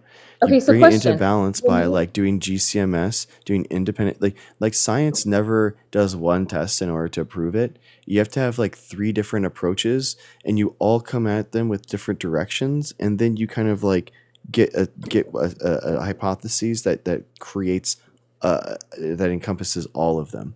So like this example, you wouldn't have RNA, DNA, or RNA or DNA in this exosome. Like you'd be able to separate it out and just have that one thing, and it would just be like not compatible with life. It wouldn't be able to like proliferate on its own. It wouldn't be able to make any new exosomes. It wouldn't have any way of creating any new material.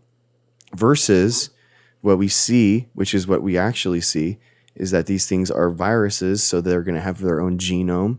They're going to have their own ability in order to make new proteins. They're going to have an ability to integrate into organisms through like integrating their DNA, or they're going to be able to make more protein from their RNA once they're inside these organisms. So like now we have a way of understanding how they're there, why they're there, and how they're proliferating, versus an exosome is just going to be a dead end. That hypothesis is untested, and we can test it, but it doesn't prove anything that we can step off of, versus viruses that we can test that theory, and then we can prove that viruses are real. Okay, so have you ever had tissue under the, I don't know, I guess, have you ever had tissue that was either cancerous or virus related to where you were able to try to donate, whether it be electrons or whatever material, to where you can actually bring it into alignment, right? Or what I would call a state of coherence is what we use in physics terminology. But in a state of coherence, have you ever tested that? Like step back out of it, because here's the point. I don't need, like we talked about this the other day, just because I don't know how the tire is made doesn't mean I can't understand how to utilize it on my vehicle. I don't have to go into, just like quantum mechanics and stuff, you guys have everything so individualized, y'all aren't putting anything together. It's all so compartmentalized that you guys don't know that it's all connected. Not all of them. Some of them have figured this out, but a lot of people, a lot of your scientists don't even know how to connect the two. So my thing is, have you ever taken a substrate, right? A constituent, whether it's virus or cancer related, and have you ever donated electrons to see what would happen? We have, okay. We're talking about viruses. That's exactly what I'm talking about. But like the body has the ability to heal electrons itself, and how does it do alone. that? Okay, so What holds donating back proteins what? from mutation? What holds back proteins from mutation? What holds back proteins from mutation? They don't mutate. Proteins don't mutate. The DNA and the RNA do. The proteins will be misfolded sometimes, and they could have steric hindrances, and they can have different ways of being bound with like stuff. Yeah, you're right. You're right. Yeah, heat could denature a protein.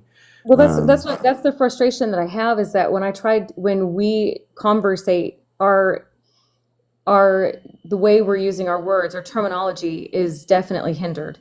So I just say an overall general statement instead of going into things that a lot of people won't understand. At the end of the day, it's mutation. Like, it does break down, it does entropy. So what I'm saying though is, what holds that back? What holds back proteins? If you know about electrons and protons, what holds them back? There is like the protein is constantly kind of like moving, and they do have the flow of electrons within that protein. So and what happens when the electrons get uncoupled? What do the protons do? Then they probably start to exactly. To get so what apart. we call them is free radicals, and that's free floating electrons that aren't holding the protons back. So that's my point though. If you start looking into this, what causes a mutation to reverse itself? It's by donating electrons. So if you take nutrients, not necessarily, but again, I don't understand how this has anything to do with viruses. We're talking about viruses. Because that's why people take vitamin C, or they'll take honey and put it in some kind of other herb. These are all electron donators. So when they donate electrons, they have this miraculous, in science terms, they have this miraculous healing effect. It's not the miraculous healing effect. The body is actually it's having a constituent now to redonate the electrons, to bring back in the free radicals, which are no longer free radicals anymore. They're by way removing inflammation and all the dis-ease of the body, and it helps your body to recouple, to basically go back into alignment. You're talking and going into all the different ways that or think you know on how this quantum biology thing works, but what I'm saying is that viruses exist outside the human body, so we can just analyze Yeah, just all the virus. toxins. Yeah, if you And want to talk about viruses, yeah, bacteria, parasites, in spirituality, what they claim that's why in the Bible they believed anything that was a negative polar was a demonic entity, because it was opposite polarity. yeah, It's all just energy. That's what we're talking about, right? So at but the end of the it's not just day, it's energy. all No, it's not. related. We're talking about It like something is. that's living. We're talking about something. I mean, like in the most greatest common denominator, I understand maybe, but like I'm telling you that they're not just like we're more than just electron clouds, man. I mean, you know what I mean? Well, With I'm not this, even just talking. No, we have to have electrons or protons, all of that. I'm not even, have you even gone to the study of what even, okay, so you were talking about the nucleotides, basically I'm going to do a short story. So a nucleotide, an amino acid, a protein, right? What makes a nucleotide? Have you ever looked that up? all proteins and RNA. Okay, go deeper. What actually formulates matter? What even Creates constructs? matter? Yeah, they know this stuff already. In fact, they've already even talked about freezing light and slowing it down in water enough for actually creating matter in itself. But I don't like we're talking about viruses that exist You're in not going to the be able to world. relate it because we're not on the same field. I'm using everything to connect the dots, whereas you're going really deep in one topic. Yeah, exactly. Because this is what we're talking about, the existence of viruses, and you don't think that viruses are real. So what evidence would you need to see in order to believe that viruses are real? But so that's the thing, though. The way you define them, they are real because it's a toxic environment. And you have come to the conclusion that you found an exact, I would call it a resonance, but an exact, what do you want to call it? What do you call a virus? Like, is it enzymes? Like, what is, it's not, it wouldn't be enzymes. What would you call it? I mean, it's its own thing. It's It's not just a considered virus. living, so it's like it is a virus. I mean, it is Yeah, its and it's own not thing. living. Why? But why isn't it living? Think about that. Go deeper. Why isn't it living? I mean, because it basically Because can it's pulling on exist. your it's pulling on your cells because it's a dead attribute. So why isn't No, it living? no, that's no. It was considered living until the mid It '50s, and then was they changed it. until Yeah, they changed it because basically the idea is that they, viruses, they have like this beautiful fully formed protein form, kind of like a mushroom. A mushroom, when we see a mushroom, that's basically the fruiting flower of a you know of any type of yeast or something like that, or fungus in the ground, and that floral body comes up and it spreads its spores and stuff. But that's not how it is all the time. You know what I mean? So the idea is that viruses can exist just as a string of nucleotides. So if they are just a string of nucleotides, then they're not really considered technically Yeah, so living. at the end of the day, you can think of it this way. If they're not living, then that means that they're a degraded state of matter that's pulling on a cell, yeah? That's pulling on the energy of the body. And so therefore they say your cancer grows, yeah? It's not cancer, it's a virus. It's this, okay. A toxic environment to me is the same thing. But viruses Okay, aren't so then toxic. They're not necessarily toxic. if it's not toxic, then why is it causing a cell to degrade? I mean, actually, a lot of people, I mean, microbiologists actually argue that the evolutionary arms race between microbes and viruses actually helps spur evolution, and it actually makes it good because viruses can actually take DNA from one bacteria to another. So it actually creates like a way that they can actually have more DNA exchange than they normally would. So it's actually a good thing.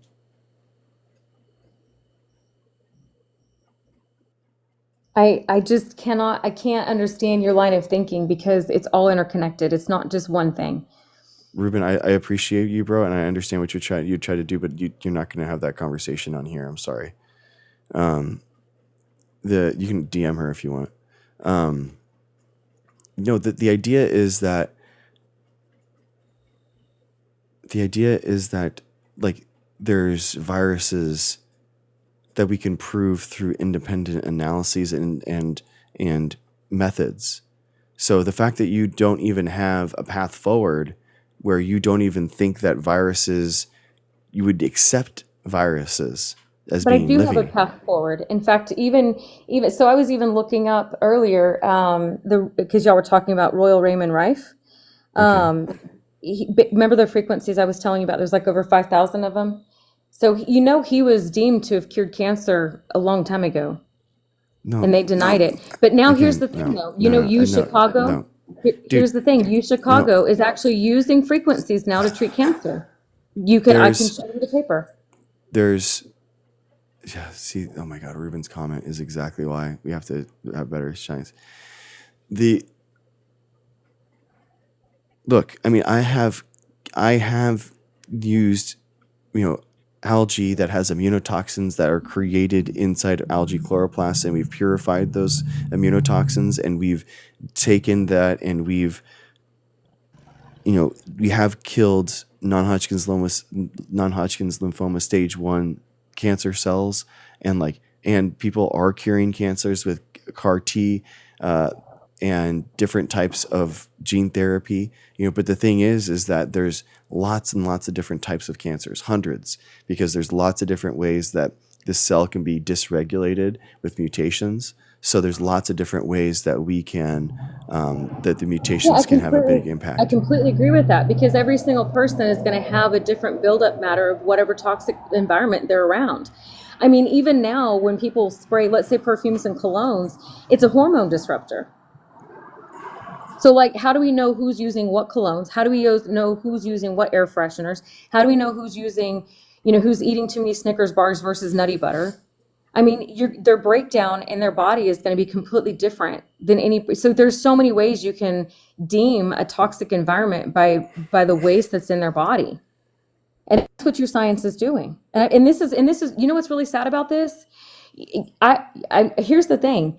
People think that this is woo-woo, when the reality is they use this stuff in science all the time. Now, I agree there's people who are... The problem is, no, I mean, you can't gatekeep science when you don't agree with germ theory. You think the Earth is flat. You think there's a 6,000-year-old Earth. You don't think that evolution is real, and you don't think that vaccines are safe. Like all the mainstays and all the ways that science has proven things to be correct, and like how we can see and understand the world, that you completely don't accept. I mean, you can't claim. And dinosaurs. You can't claim any part of science if you refuse to accept the scientific consensus. The thing, though. I don't claim science, because science is to me, it's a completely different system than what nature is. Yeah. Right. So like it's a way that we can understand the world, and we can better understand the world. It's not what. Okay, so Nikola Tesla, he didn't have a PhD. Look how much science he created, right? And and now that, I mean, even the CIA and everyone's and the FBI have taken all his documents and used his practical solutions within our world, right? And because he totally understood this in his own way, he even had all kinds of health machines and stuff that he used for his modalities. So like here's because he understood he said the to understand the world, right? It's all frequency vibration. He physically knew this. So here's the thing: you can't say that all of us are crazy because you think I'm the only one like this. No, I think that there's too many of you, and that's the problem. I do think that you're the head of the HHS. You're the head of the CDC now. Like because you're you don't not. understand. No. You don't understand what this is. What did they do? They created science to figure out exactly how to change the body and alter it, right? To resonate off frequencies that are up and coming off of AI, which you have no clue about, right? So here's the point. I'm of nature, you're of science. So we're two completely different formats coming at this. I'm from a biblical perspective, and I see prophecy coming true. You see that you've helped by ways of science, and I do believe in your heart that you've helped, just like I believe in my heart that I've helped, right? Okay. So the thing is that I'm also doing the same things you guys are doing. I've given you I've given you all the circumstances of patients and stuff that I've helped. and if completely, you want to shake your head, but I have. You don't, no, Here- because if you did, you'd have studies to show it, and then you'd be Why would I have to create. have studies, first of all? First, Be- I can have studies because of That's people's what science personal is. reviews. That's what But I science don't is. need your science because I'm not Exactly. going into science. Exactly. I got away from science, understanding what it is. I So know. now they're And using your science. These people are using your science. They're defunding you now that they know what it is. Now they're starting to go into quantum. So now they're even starting to, all these doctors who know about this are starting to go into quantum healing and physics for all of this new age technology. If you want to call it new age, it's the future of science. And you still are stuck in the whole realm of why is this happening? And you want to say that I'm the head of the whatever you said it was. And RFK, I have nothing to do with the political stance because no one understands that they created the black and white checkerboard. Like it's the game. And you guys, you think that I'm crazy. Here's the thing. There's a lot of logical people who've used science right now that if you just gain another account, privately go into these streams of people talking about alternatives, and there's physical science to back this up. So if this is becoming, if isn't, this is though. growing, That's why you need hold on a studies. That's second. why If you this just is growing, you think all these people are just illogical? yes, yeah, they're Well, delusional. but that right there wouldn't be They're logical. and they're grifting. There's They're some kind of grifting. They're making substance. money off of it. Light, you have an herbal store that you sell this stuff with. Yeah, to my patients, Yes, absolutely. exactly. So So what's would what's the you problem with ever that? would you have any possibility of sitting there going out and being like telling your patients, "Oh, by the way, the thing that I've been selling you doesn't work at all. I'm sorry. I just did a Did it study. work? 100%. I have to have accountability. How does that process work? How does that process that for you to remove something from your shelves that's not helping someone? How would you do that? Well, it depends if it's an actual practice or it's the store, because a lot of people just come in and they formulate their own things. I don't formulate out of my store. It's a different practice. But in my practice, when they come to me looking for an alternative, usually they have an understanding of what the alternative is to even want to desire it. So from that point, I have to be a healthcare advocate. So what I do is I work with them alongside their doctors, to You know why form. that this is. You know why the healthcare physicians will actually work with people like you, right? You think it's because that you're actually like an equal part of their care, but in reality, what's happening is I that never said that I was an equal part. First what's of all, you happening guys, is that these people that are going to you are in so desperate need of, and they're being so misguided that the how are they physicians being are worried. misguided? They're worried about pushing them farther away from medical science so that then they That's only not listen true. to Some people no, like you. that's not true. Yes, These yes, medical doctors yes. have a They complete know, complete the no. medical First of all, doctors, you're putting an the assumption medical on doctors something. know what you're Right, you're doing putting an is no assumption on better than something. placebo, They and we know that physically come placebo back does to me. work. No, that's not Yes, true. They yes. This is physically the have reality. respect This is for the me truth. because I've Light. respected This is them, this and is they've the come truth. back to me. No, No, they've no, come back to no, me for recurring situations they can't formulate no, themselves. no. Because That you is just not said true. earlier No, that no. physicians don't know all. That's true. Placebos work, and we know that placebos You work. know what? Let's go into that. Why do placebos work? I mean, are we really serious right now? People that's a great question. Why do placebos work? I genuinely don't know. I'm not a medical doctor, know. but I think it's probably because people will want things to happen, and then they'll start looking at positive side effects and have a positive affirmation bias. That's what I think that would be it. So, but the point is that basically the physicians don't want to push their patients away from the only way that they can actually get help, which is from medical science, and they That is don't want not to push. true. They don't want to push their patients into your hands more, because they would be doing harm, and that they That don't is want to not do even that. So true. they feel like they could actually try to work with you while you give them peppermint oil or like a sprig You of think it's just rosemary in peppermint order oil? to try to like Spray help of their rosemary. cancer or whatever it is. So it's like, I don't know, but You whatever all. you're doing, Here's the point. It's all about oscillation, right? And it's not not one herb is oscillation. going to do a fix all. No, dude, So it's I don't about know. public health, man. It's about public health and actually It helping is. people.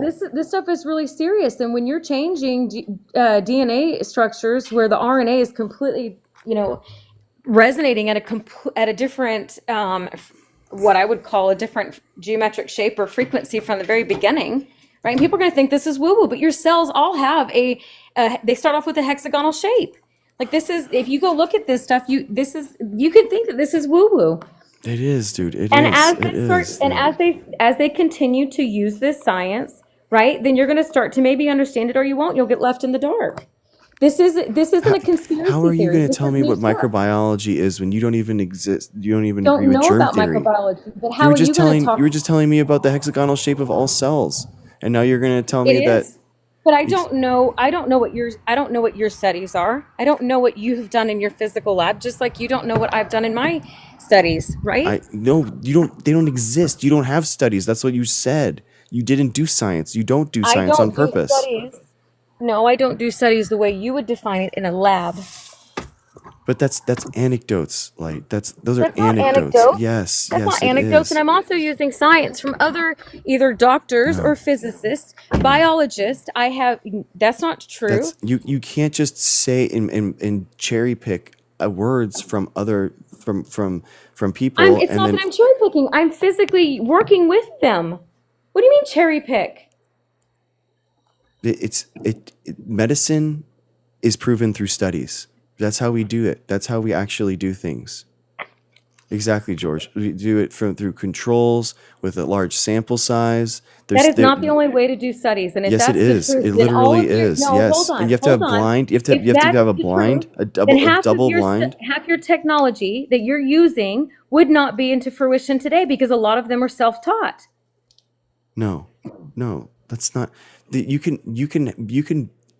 Scientists are skeptical of their own experiments. That's why we do double blind. That's why we do large sample size. That's why we have controls. That's why we have all these different ways. You have a null control. You have a positive control if you have one, if it's possible. The peer review process, exactly.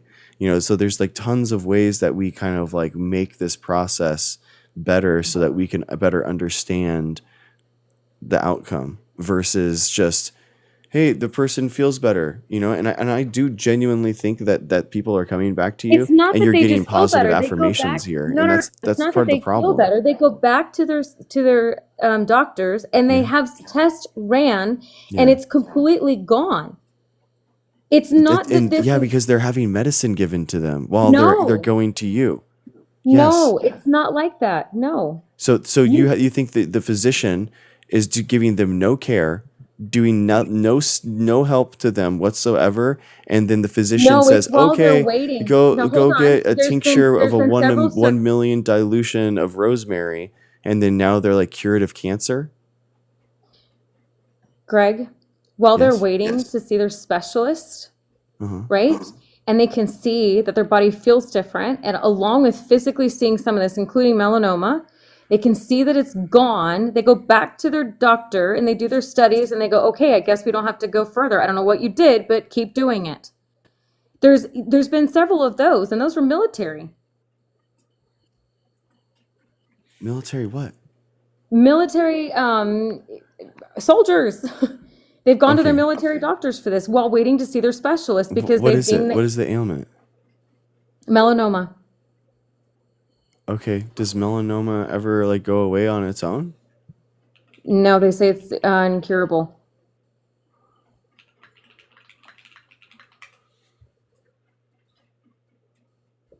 So maybe they misdiagnosed it at the beginning. Of course they did. Were they doing sequencing? Were they doing any type of like tests? I don't know exactly what they did. I didn't ask him. Okay, so melanoma cancer research, Memorial Sloan Kettering Cancer Center. Melanoma can go away on its own. Melanoma on the skin can spontaneously regress or begin to without any treatment. Yeah, but they say it never fully goes away, that it always comes back. You have to keep it. It's You a have to- regression. I mean, a Google search says that it is. Well, at the end of the day, science changes all the time. So does history. There's a paper in 1975 cited in the 2073 spontaneous regression of melanoma. Primary cutaneous melanoma has a tendency to disappear spontaneously. Spontaneously. Yeah, Well, I guess so- it was so it's not- spontaneous. So I mean, That's I'm what it just, was. I'm just You're right, it was saying. spontaneous. I'm just saying No, that like there it is possible that people have seen this. Like it's not like it's kind of like one of those unbelievable. I can't believe that it's never happened thing.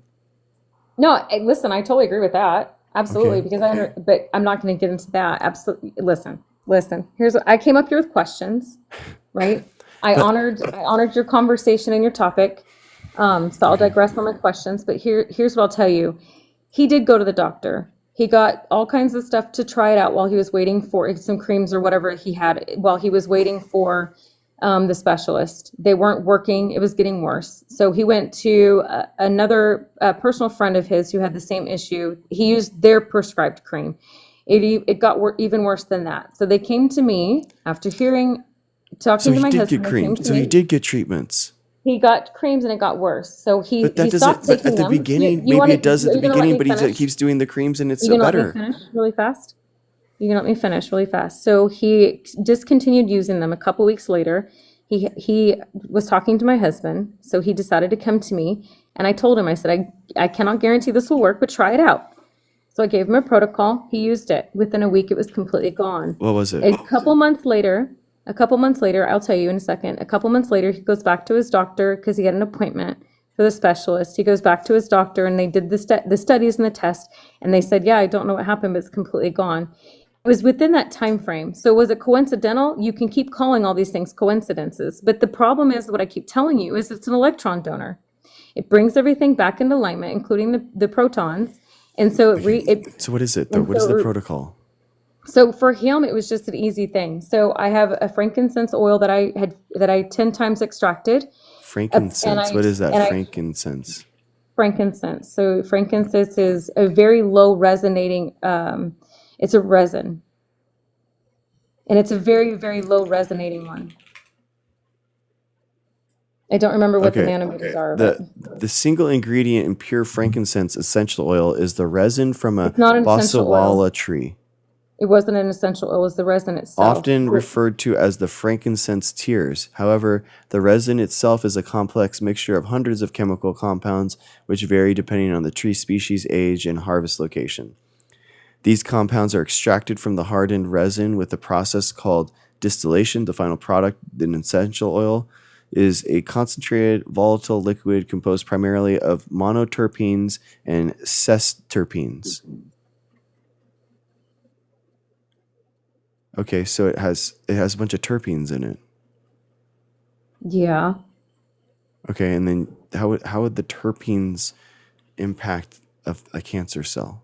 What would But be why that would I need to mechanism know of all of action? that? When I know it works, why would I need to know all of that? Because the It's like mechanism of driving my action is primarily how we understand I and don't understand have a medicine. lab to go do this stuff in.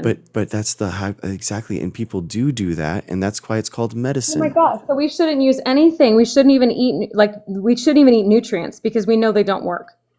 Like what We you do eat understand what you're nutrients. We even eat saying. food, and we That's know the that does work. point. Yeah, Yeah, that's why do you eat vitamins and supplements? because we know Or that take those are vitamins and mechanisms supplements. of action that actually help you. We know how those Yeah, things it's an biologically work. electron donor. Huh? Why do you take those nutrients to stay healthy? Because those are micronutrients that you might be out of whack on, and it helps Because it helps you do what? restore those chemical imbalances. By doing what? It's an electron donor. Why do you Everything think has electrons. Everything, but that doesn't mean no, anything. So it's like so like eating anything in your mind would be an electron donor, and that no, doesn't it's make any not that. sense. Yeah, No, it's not that. Because if like that's the case, then you yeah, can eat mold and it would do the same exactly. thing. Like this That's not, plastic has electrons in it. Like, can I oh eat my this? gosh. Greg, you're being completely I'm ridiculous not. right If now. you're distilling everything down to electrons, tell me why are these electrons not okay? Well, you would have to look up the constituents of that rubber and figure out No, what it's the ratio electrons. is. I could break Oh it my down just gosh. to electrons, and I can just eat it. All you're doing Why? is you're bringing now you're just mocking me. No, I'm not. I'm saying I'm not. I'm telling you that these are the actual questions Is the that the rubber a peer live review product? process does do, Let me that the tell you this. I scientific can tell you process that will actually do, and we actually really fight on these points. I'm actually asking really pointed questions of like how, like, any drug, look at it on the Wikipedia, will have mechanism of action. That is how it's known. That's how we research it. Like, that is literally what, like, protein binding. Like, what do you think that the ACE2 coronavirus protein interactions like that. We did do that. We did it. You know, we have done that science. That so like you can't say that that's not important or that's not a big thing, and because that's literally how medicines work. That's what we do. Listen, we're just gonna disagree. That's just what it's gonna come down to.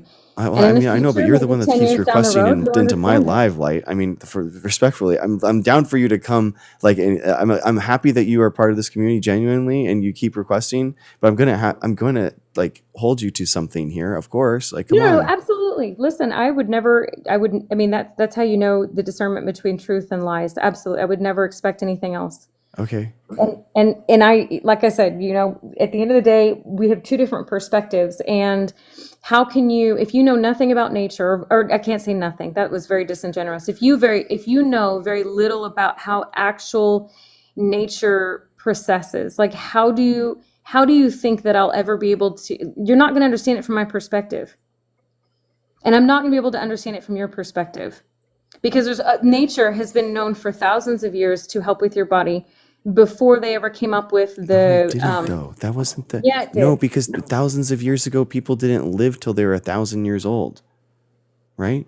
And unless I mean, you do though, I guess, because you're a young Earth creationist. So I guess you do agree that like Noah was 1,000 years old, don't you? So what do you think this whole thing about entities is? Like you just think I'm just talking about like nothing? Like there's no proof of entities or people having near-death experiences. I mean, do you know that there's energy out there, right? So you do agree that Noah and like those guys were all like 1,000 years old? Yeah. Okay. Yeah. Oh light. Oh light. I'll be honest with you. These conversations that we have, I mean, I'm not trying to be mean or anything, but it's on a really low, like for me, it's on a really low level. Like I wish you would be able to understand what I'm trying to say is like we're so busy trying to like, you know, get a frequency of different electrical signals or different brain states that you can even see into different realms.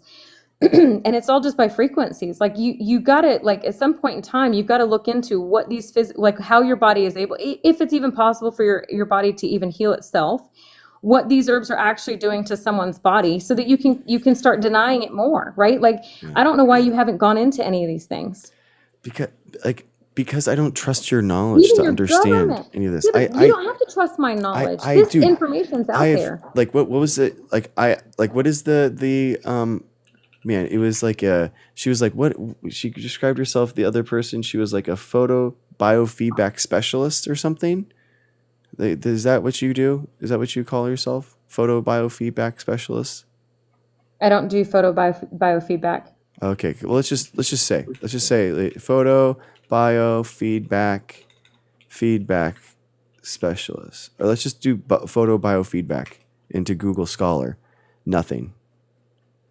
Not a single publication about photo biofeedback. Not a single publication. It's not of your science. So why would they be defining it or Exactly. classifying it? Exactly. That's what I'm trying to tell you then. No, I agree with you. It's not science. It's not medicine. Exactly. So, You're right. So then what? So then I guess you and I are going to have to agree on one thing. If I'm practicing nature and it's not of science, then I'm going to stay in my own lane, right? And if you're practicing, but that doesn't mean that I can't help the body. I'm just going to do it in the ways that I know how. And if you're helping and you're in science, then you're going to do it the way you're going to define it as you know, proactive, because you're helping the people in your science. But the thing is And if they my choose to go the problem science route, is that's their that responsibility. you tell people that you're practicing medicine and that you are using science words, and that's why you are grifting people and you're lying to them. Well, I have tried to figure out if there is another alternative for us to use words, because I'll be honest with you, even cancer is a patented word. If you use it incorrectly, they can come after you.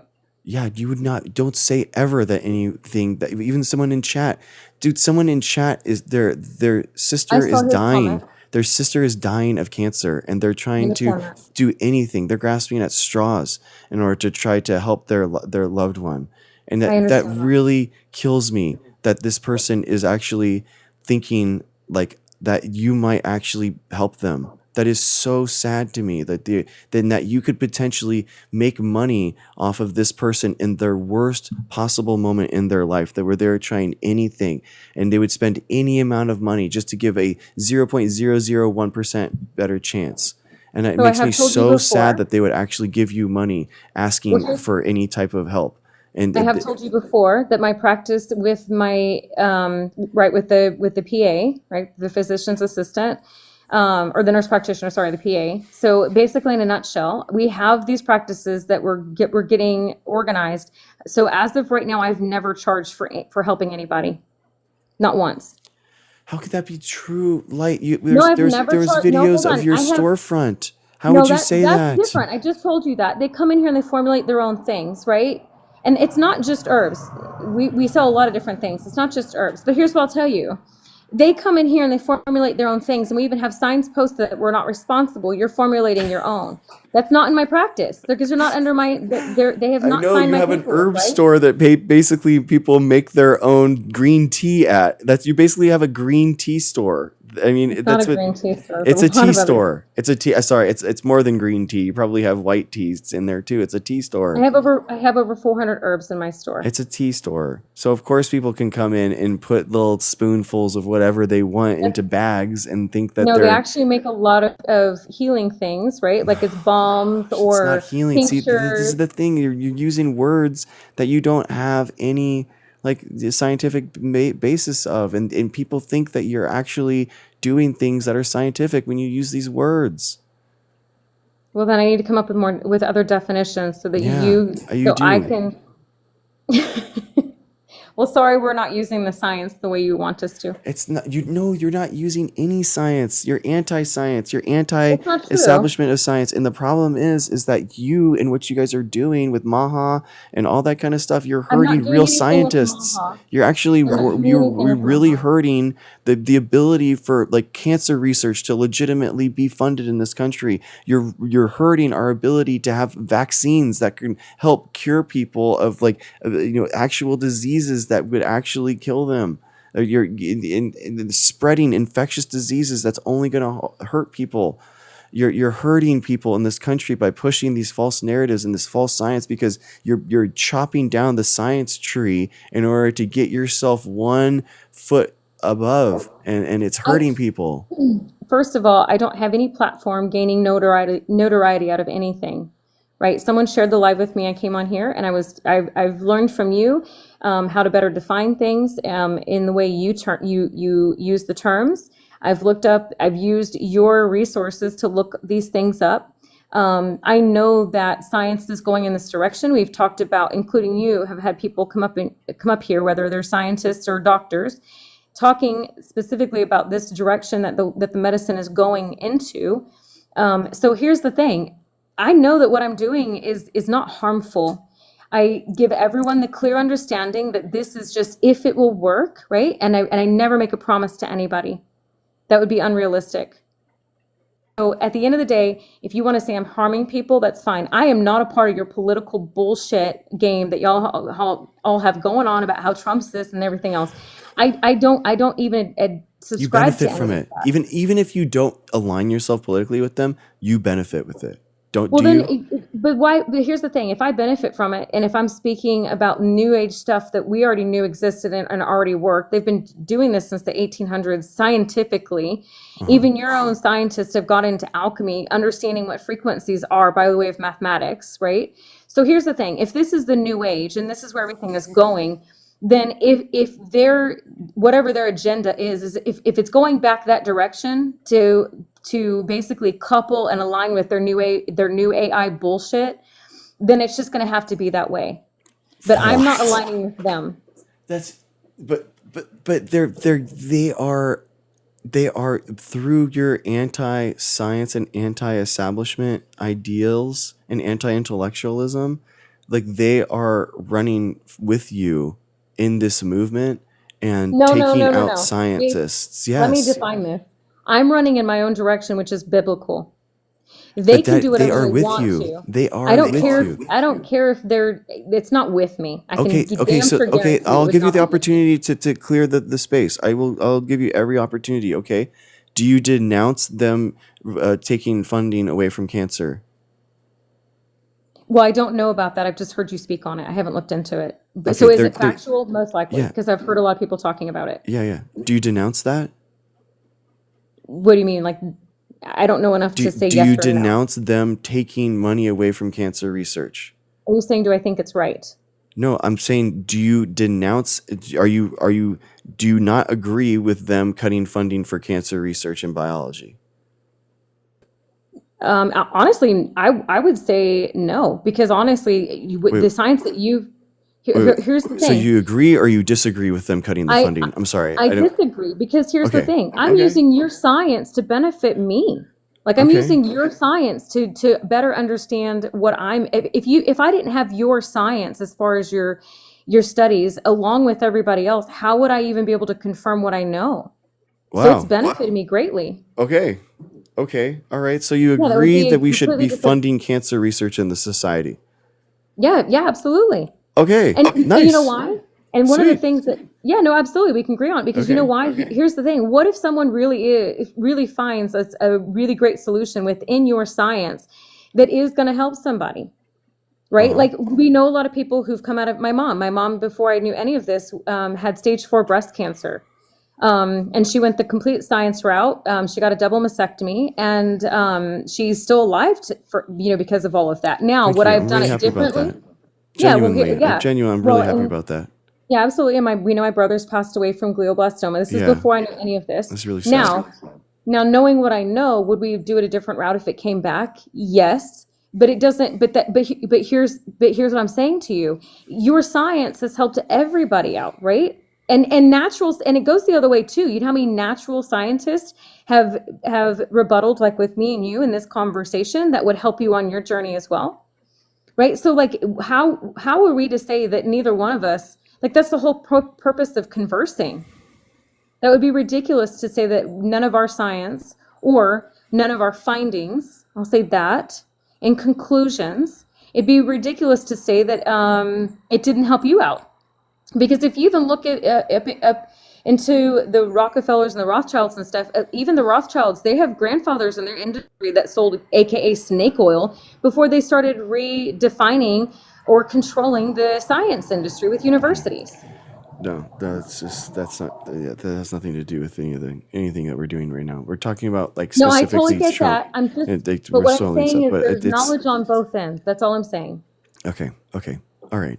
So let's just go through the things that are being cut, and I'm giving you a chance to say that you agree or disagree with these things. So they're cutting funding for basically the entire science, all of science research in the country. So we're talking like cancer research, we're talking basic science research into like fundamental mechanisms. I mean, so. I guess one by one, I guess I'll give you the chance. Like, do you agree with them cutting research for like basic science programs in the country? No, I don't agree with any of it. Okay. Thank you. We'll do. Okay. Next, we're like, we have the RNA vaccine research that's being cut by RFK. They're going to cut $500 million of vaccine research. Do you agree with that? Well, I've benefited from it, so no. Okay. I don't. Okay, Here's what that's I'm gonna wild. tell I mean, you. that's amazing. I'm okay Yeah, with but it. I mean, that I didn't expect do you that know- because you but think do you that know why, vaccines are Greg? doing harm. Because- So that wasn't on my. I do believe that still, but here's my point. People have the opportunity to go whatever route they want. So no matter, and here's the thing, why set up a system and then completely remove it? And not only that, but they're setting you guys up for failure. Why set up a system that you went to school for, that you're basing your entire fundamentals on, right? And entrusting them to Okay. keep this into a long-term reality where you can now, you not only are having to figure out how to pay your bills, but I bet you even have, I mean, I don't know if you have any loans or anything out for school, but that's total bullshit for them to Yeah. do that. So it's on many different Wow. levels than what I agree with. Hey, No, I agree amazing! with that. I didn't But expect this. people This is have their incredible. own- This is why we ask questions. This is amazing. I mean, totally agree. Cool. I mean, so okay. So sweet. So you agree that we should be funding cancer research. You agree that we should be funding basic science research. You agree that we should be funding vaccine research in this country. Like, I guess the other big one is renewable and sustainable fuels and stuff like that for like energy and all that kind of stuff. I mean, do you agree that we should be funding renewable and sustainable energy? Yeah, we're all learning from it, Okay. whether it's positive or negative. All right. Well, I mean, I'm shocked. I mean, but honestly, I think that's why you ask questions. It's incredible that I thank you for believing in science that we should keep funding that. I legitimately didn't think that you would be okay with that. But Well, I can save, a conversation for next time, I guess, because I'm sure that you have a lot more guests wanting to come up, but, Okay. and I'll save my questions for next time. But at the end of the day, what I will say is I'm not against everything. And here's what I will say, no matter what system we set up, people they should have the right to find the solution that they feel is right for them, right? So if it's science or nature, or let's say something else comes up where they want to use it, at the end of the day, we're all responsible for our own journey and for our own person. So for me to say, I don't agree with science or utilize it would be completely ridiculous. So thank you to all of your studies, because I'm sure you've helped me and a lot of other people out. So thank you for that. You know what?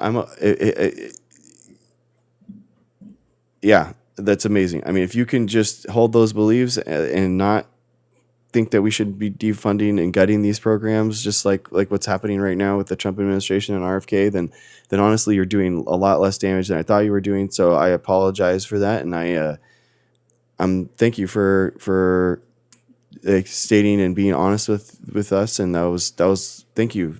I really appreciate you wanting to fund science. I didn't expect that at all. So that's what I'm genuinely at a loss for words. So no, your science Thank has you. really helped me to understand a lot, and I appreciate that. cool. Oh my So, God. I mean, yeah, that you're means good. so much to me. Like, thank you. I genuinely thank you. Yeah, I wow. wouldn't even know what nucleotides or anything else were if I wouldn't have been able to listen to you and even go look deeper into that. So yeah, Wow. no, listen, I'm here genuinely, and I hope we have more conversations. Yeah. So yeah. Dude, like, you're amazing. Wow. I'm blown away. You know what? Yeah. Well, I hope at the end you think you can understand that I am logical and I don't get emotionally involved. So All right. Yeah, Dude, I you're mean, this good. is what an incredible stepping stone forward for that.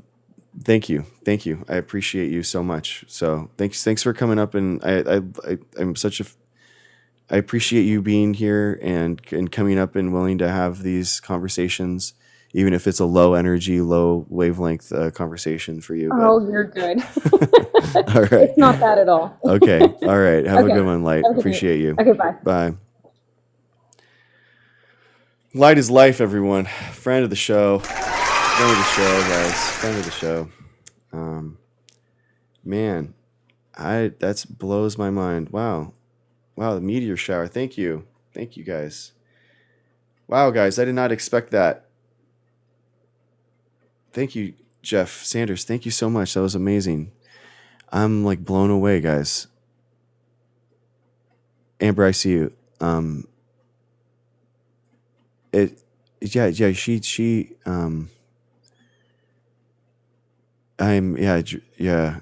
I am too. I don't, but if people, this is the thing, guys, like, this is the thing. Like, I know people that don't believe that climate change is caused by humans, but they spent their entire lives working for windmill companies because they think that, like, mechanical engineering is cool. So, like, at that point, guys, like, the fact if they believe climate change is human made or not, who cares, right? They are, like, dedicating their lives to making windmills. That is freaking sick. They've already done more for climate change than anyone else that I could ever know. You know what I mean? Like, whether or not their personal views, like, what it is, they're not technically correct, whatever. I don't know, dude. So people like that, if they're going to, especially in a time right now when we need so much support, guys, you know what I mean? She's an imperfect ally. Light is life. This is why I'm so stumped. Light of Life is a imperfect ally against Trump and what's going on. It's true. I mean, it is very true. Amber, you're coming in real soon. I'm blown away. I am blown away, dude. That's wild. But we take all the wins we can get. Exactly, Maiden. We take all the wins we can get. Light of Life, light is life is an ally, guys. Thank you, Jeff Sanders. Thank you so much, dude. Thank you for the gift. That was really nice of you. Thank you so much. All right, guys. Wow, that was the craziest conversation I've ever had in my life. Genuinely, that was wild. I'm so Hello? happy. What's up, Amber? How's it going? Hey, I'm doing all right. How you doing, man? Yeah, good. I mean, that was an So, about this incredible. whole fight about you guys just fighting about, natural things and then scientific things, like, Sure. does everybody realize that everybody takes everybody to make it happen? Like, you wouldn't know where you're at if it wasn't for the Earth. We all live on the same planet, right? So, basically, what her natural stuff is getting it from you, and you're just mixing it with a little bit of other things to figure it out, and it's called scientific notation, right? And so why is she fine with you about that? Because you're mixing the planet's resources with other resources that we've found and, evaluated and exterminated and everything else in between to make everything better for everybody else. Like, is there an actual problem with being scientific and being a herbalist at the same time? I don't understand why you guys both can't come together. Number one, what is your views on herbal and scientific? Because scientific notation comes from the life of the planet, and you wouldn't have the resources if you didn't have what's been given to you from a natural resource. So you both have a right here. This is what I'm trying to say. And this kind of really. Yeah, go ahead. Biotechnology is a lot of it is like seeing the evolutionary patterns of nature and then just changing it a little bit and making it a technology and then using it. So like we don't Exactly. change a lot of things like that are found in nature. We just apply them specifically. So like for example, Tylenol or CRISPR is another thing that these are evolved in nature and then we just take them out and then apply them specifically. So I don't, like I said, like if we are using evolution as a tool to create these products and then we are repurposing these products, that could be CRISPR could be from science, from nature, That's that's fine. scientific notation. Okay. That's what we do. That's again, what but scientists do. the problem is like And so I don't understand why herbalists have problems with that because it comes from the natural earth. yeah. You're using the same scientific notations and the same herbs, everything, and just mixing it together, creating another notation, and having all the chemicals and atoms and electrolytes and everything else that you need to put into something and antibodies and antigens to make a physical form of something that might work. And it's a test form. Nobody said that they had to take it. It's not like you have to do this like they were pushing the coronavirus, remember? Like, you should be able to determine with your own body how you feel, knowing your white blood cells, know what you took, if you've had a measles shot. Some people's blood's worth more than when you donate because you've had certain shots that they can't get the blood from these days now. And so my point of it entirely is, like, if it comes, we're all on the same planet right now, right? Yeah. It's all coming from the same planet. What's wrong with scientific notation of a learning experience for anybody who wants to research it and go further? It all comes from the same planet. Every chemical, every drug that you get comes from this planet. It's a matter of what you do with it and Well, how I mean, you're some of- experimenting with it. I mean, And some it's of it your aren't. choice to Some take of it it. aren't, but yeah. You don't. Nobody said to go get the flu shot. Nobody said to go do this. And the people, and it kills a lot of the elderly. Okay, like it does. I work in healthcare, Okay. and I know exactly what this does. And it makes the weaker, and sometimes it makes them stronger. It depends on your body. It depends on the person to make that decision for themselves. And so I don't think it's necessarily a thing to fight about. when you both are doing something good for the world. You both have. My mom's a Native American. Okay, she believes in crystals and the mineral enzymes, lights, and all that. And I do believe in that, but I also believe in science too. If it Yeah. wasn't for people like you, where would we be? Where would we be? All you're trying to do is help this earth, and all you're trying to do is put out your research, and it's Yeah. up to them to make their decision.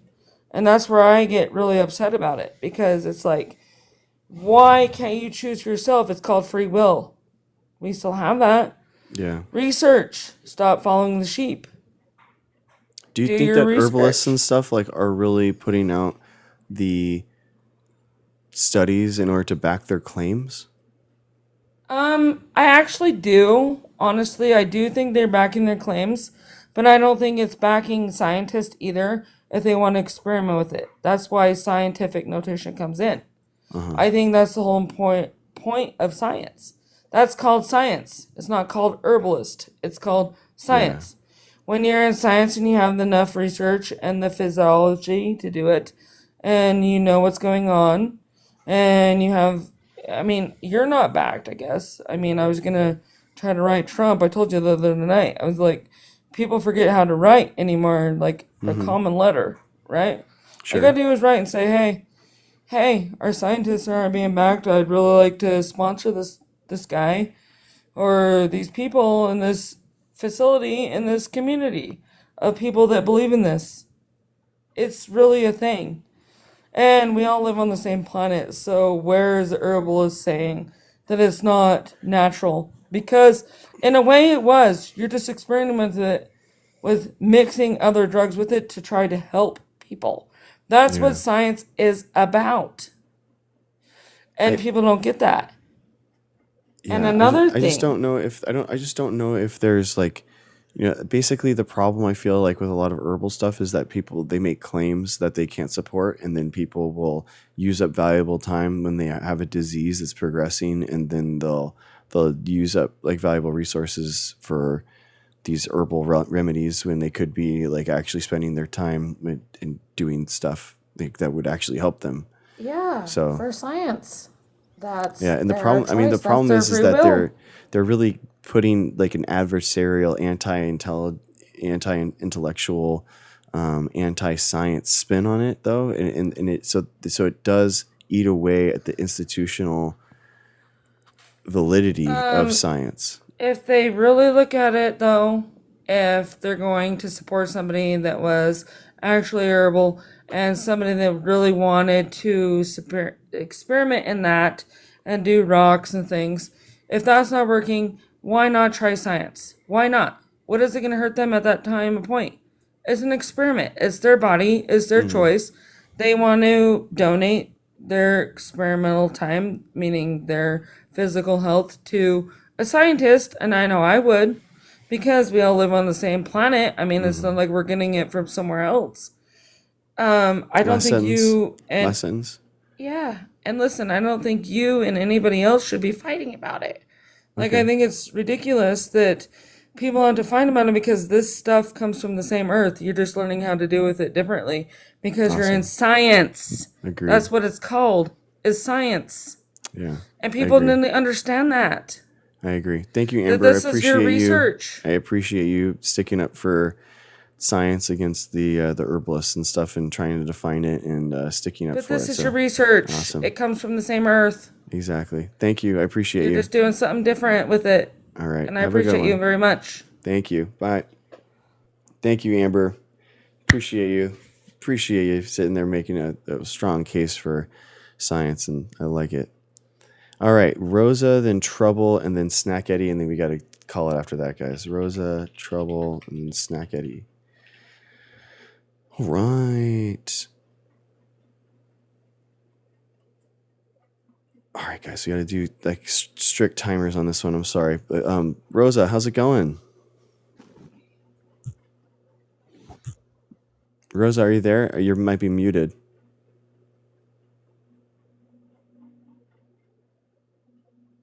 Rosa, are you there? 3, 2, 1. Rosa, just re-queue. If you, I think your mic might be muted, or you're not. All right. Trouble wubble. I am the canceled scientist. I am. I've gotten canceled multiple times. Jill Stein's science advisor came after me. QAnon's come after me. TikTok's come after me. Hi, Trouble wubble. How's it going? Good. It's a while back that I was here. Nice. I think you're the drawings, the numerology stuff. Yep.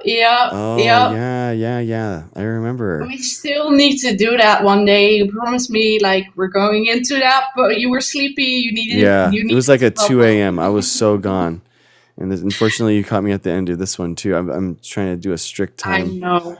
I know. So, can you give me a quick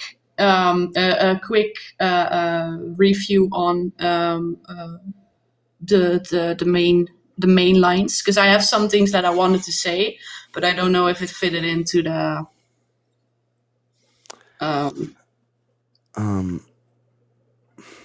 If it falls in lines. Yeah, I mean, like, what is your 60-second elevator pitch for the numerology aspect, or what's the strongest? Oh no, I mean about the herb situation. Oh, the herbs. Oh, you want to talk about the herbs? Yeah. So I was coming into the end of the conversation, basically hearing cancer is solvable with oil treatments, and I was like, whoa, hold on. Okay. That is not the case. It is to understand. There are over 100 different cancer forms, which have all of them a different form of spreading, a different form of mutating, and a different form of resistance. Nice. And in order to give out something that would allegedly herbal-wise defend the human body from cancer forms, you need to know which form you're trying to which form you're trying to defend yourself on. Wow. Than that. So then how does I'm really fascinated then, like, how does the numerology inform all the different types of cancers there are? No, it doesn't. I was talking about the previous conversation which you had with Light is Life. Okay, so this is a completely different. So you're completely separating them. Yeah. Oh, okay. Oh, okay, interesting. Wow, that's fascinating. Yeah, you're completely right. Yeah. I'm like curious how if there was like any of numerology stuff that helped inform your opinion here, or. No, not at all. No, I was talking about your previous conversation. That was why I was coming up into the live stream and was like, hey, how are oil treatments gonna work against a form of cancer if you don't know which form of cancer you're defending? Exactly. That's the mechanism of action that I was asking about. Yeah, exactly. Right. And then you need to understand that it does help along the side of surgery, chemotherapies, or immunotherapies. It helps us alongside of that to ease the body, but it doesn't help against the actual cancer treatment of cancer itself. So does those two get along with each other? Yes, you can use your oils to ease the body in order to take in the actual chemotherapies or help you get through the surgery. I would say yes, it does help ease the body, but it doesn't prevent a form of cancer from spreading or mutating. Yeah, exactly. Yeah, I would say that's correct. Yeah, that's wow. So then, I guess in 30 seconds, then what got you into numerology if you have like such an interesting foundation in science? Mainly because I think that numerology in lines of Holy Trinity. Holy Trinity, I see Holy Trinity as frequency, vibration, energy, proton, neutron, electron, and then body, mind, and then physical reality. So you have like 3 different forms of Holy Trinities, both spiritual and physical. Gotcha. Cool. And Honestly, I would love for you to come on like the next couple of ones. Like I am really curious about how and why you believe the things that you believe, because I was not expecting your opinion about cancer and like being I'm so detailed. into many things. I'm really curious. I'm really curious how you can hold both in your head, because I'm really fascinated about that. So yeah, if you could join later. I'm sorry, I'm just running up at the end of the show and trying to go to bed at a reasonable hour. So I appreciate you so much, Trouble Bubble. Thank you. And I hope to see you again soon, and hopefully earlier in there that we could talk a little bit more in depth. Okay. All right. Awesome. Thank you. All right, guys. Billy, Lee, and Nico. Billy, and then Nico.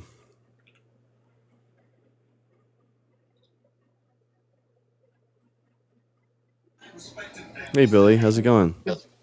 I'm good. How are you tonight? Good. Or this morning?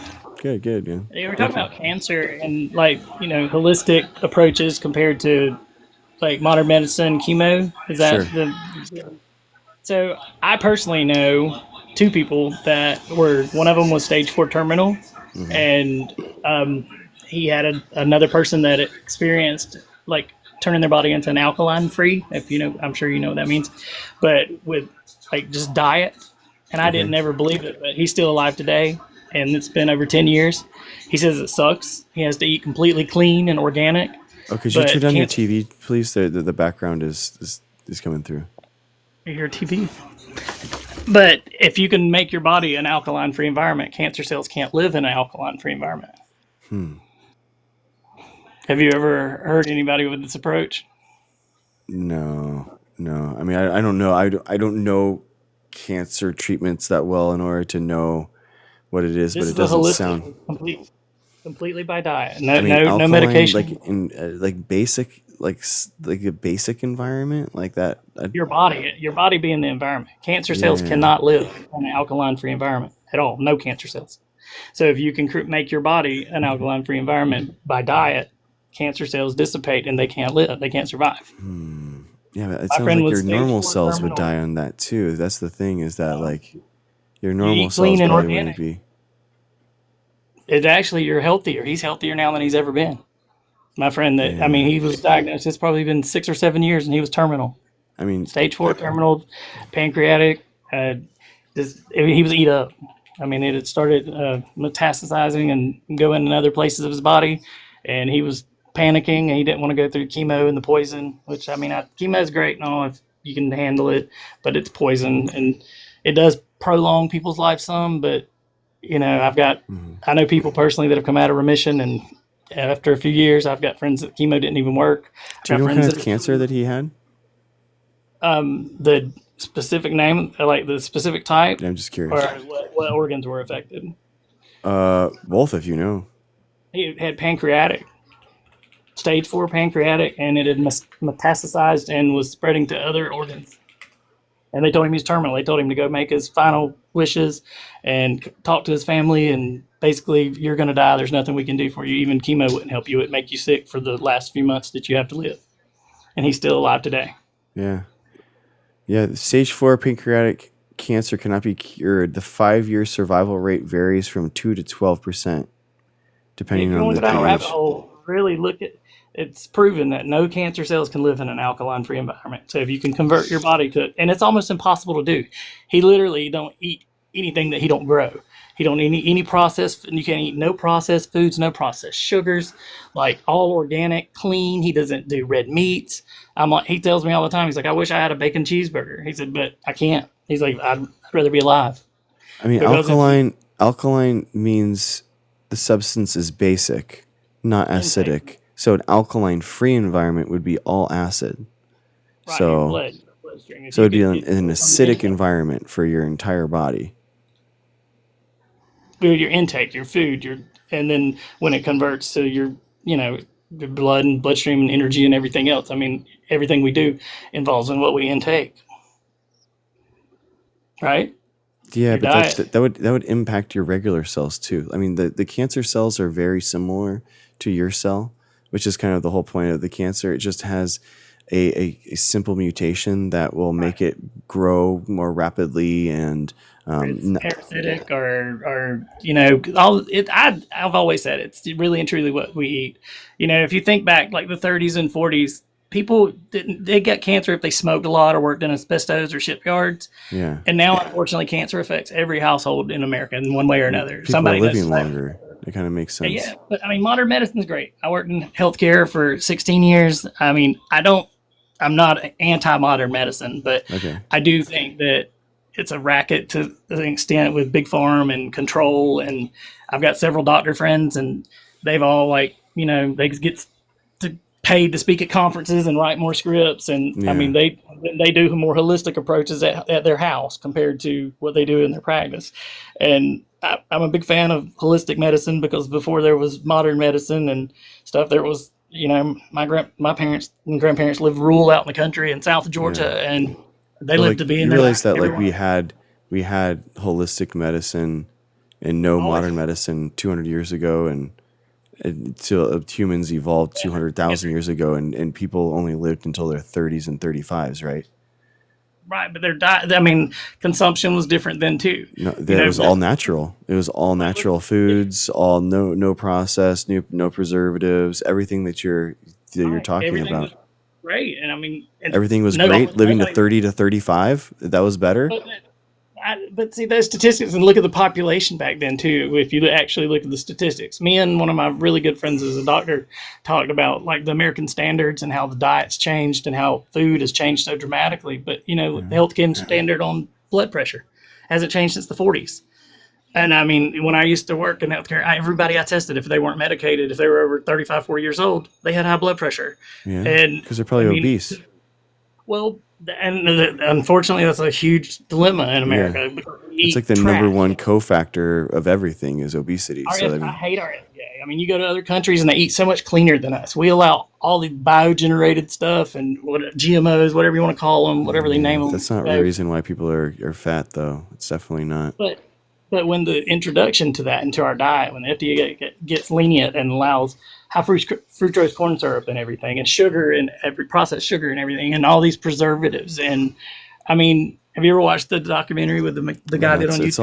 It's all about just how much people eat, man. It has nothing about Right. like the How they eat, what quality. they eat. No, it's just processed foods just allows more people to eat food more readily all the time versus like and you're less satiated, right? So you feel less full so that you can have another 1,000 calories of processed foods versus 1,000 calories of carrots. You're not gonna feel full and satiated.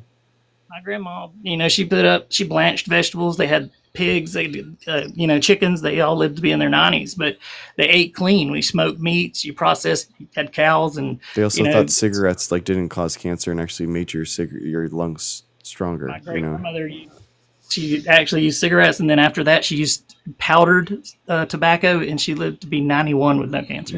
Yeah. I mean, some people are like that. I'm not saying it doesn't cause it. If drinking water today causes cancer, in my opinion, No, it's like no, it you never doesn't. know what's before. No. I know, I'm joking, but No, it doesn't. I know, I was joking about that, but it's like almost it affects every household. And what's changed so much to make it affect every household compared to 40, 50 years ago? We have better detection methods, man, of cancer. So we know earlier, we know more different types of cancer. We have more ways of figuring things out. We understand the about, processes better. Early development of children nowadays. I know when we were 10 or 11 years old compared to my nieces, nephews, and the kids nowadays. I've got a 13-year-old nephew, and he's 6'6". And then I've got his brother, a quarterback, like an NFL quarterback. And my nieces, they were fully developed and built like grown women when they were 12 and 13 years old. And it's all hormones and all this preservatives and all this mess they put in our food. No. It's affecting everything. I think genetically it's affecting everything in the body. No, there's And it's generational, hormones work that way. Like we have a deer plantation, and we put out we don't use it, but other plantations do, like deer pellets, and it doesn't affect this line of deer. It doesn't affect the offspring of the deer. It affects 2 generations down offspring to give like massive horns. But see, that also, to me, that affects the meat and what it's doing to the genetics of the animals and the bloodline of the animals compared to, it was always natural and healthy because they're Not wild. everyone's eating deer pellets, dude. I mean, that's like. I know. I live in South Georgia. I mean, I'm very country, very rural, but we didn't even really buy processed beef ever in my house. Like we've always used, lived off of what my dad owns, one of the largest hunting clubs in Georgia, and we've always eaten clean. And like I said, I've made pickles and jellies, and I got a huge garden right now. I grew up doing it, so I'll die doing it. I just think it really did, like really, sickness and cancer and everything. I think it all comes down to our intake, our diet. And I do personally have 2 friends that were diagnosed stage 4 terminal, and neither one of them are dead now, and they're both alive, and all they did was change their diet and their habits. I mean, they got super lucky, man. They're less than like 2% each, so I mean, they're definitely nice to have. It's incredible that they both made it. I mean, it's a really slow probability chance, but I mean, just having food and is not going to change anything for all. It's just not going to, because there's not that much different with your cancer cell than your regular cell. So what's causing those cells to mutate is where it comes down to. What's causing that cell mutation? Cellular processes like DNA polymerase errors and stuff like that. It's not the food. And things like that. What was that? You're talking about like different bloodlines crossing and different, No, just as you age, you're just gonna have different ways that mutations happen within your genomes and your cells. So you're just gonna have those things that happen. That they naturally mutate? Yeah. Cancer's natural? Yeah, it is. Yeah. I absolutely don't agree with that. I mean, it literally is, bro. I mean, I don't know what to tell you. I mean, it's literally like mutations that naturally happen within your body. I mean, it just is.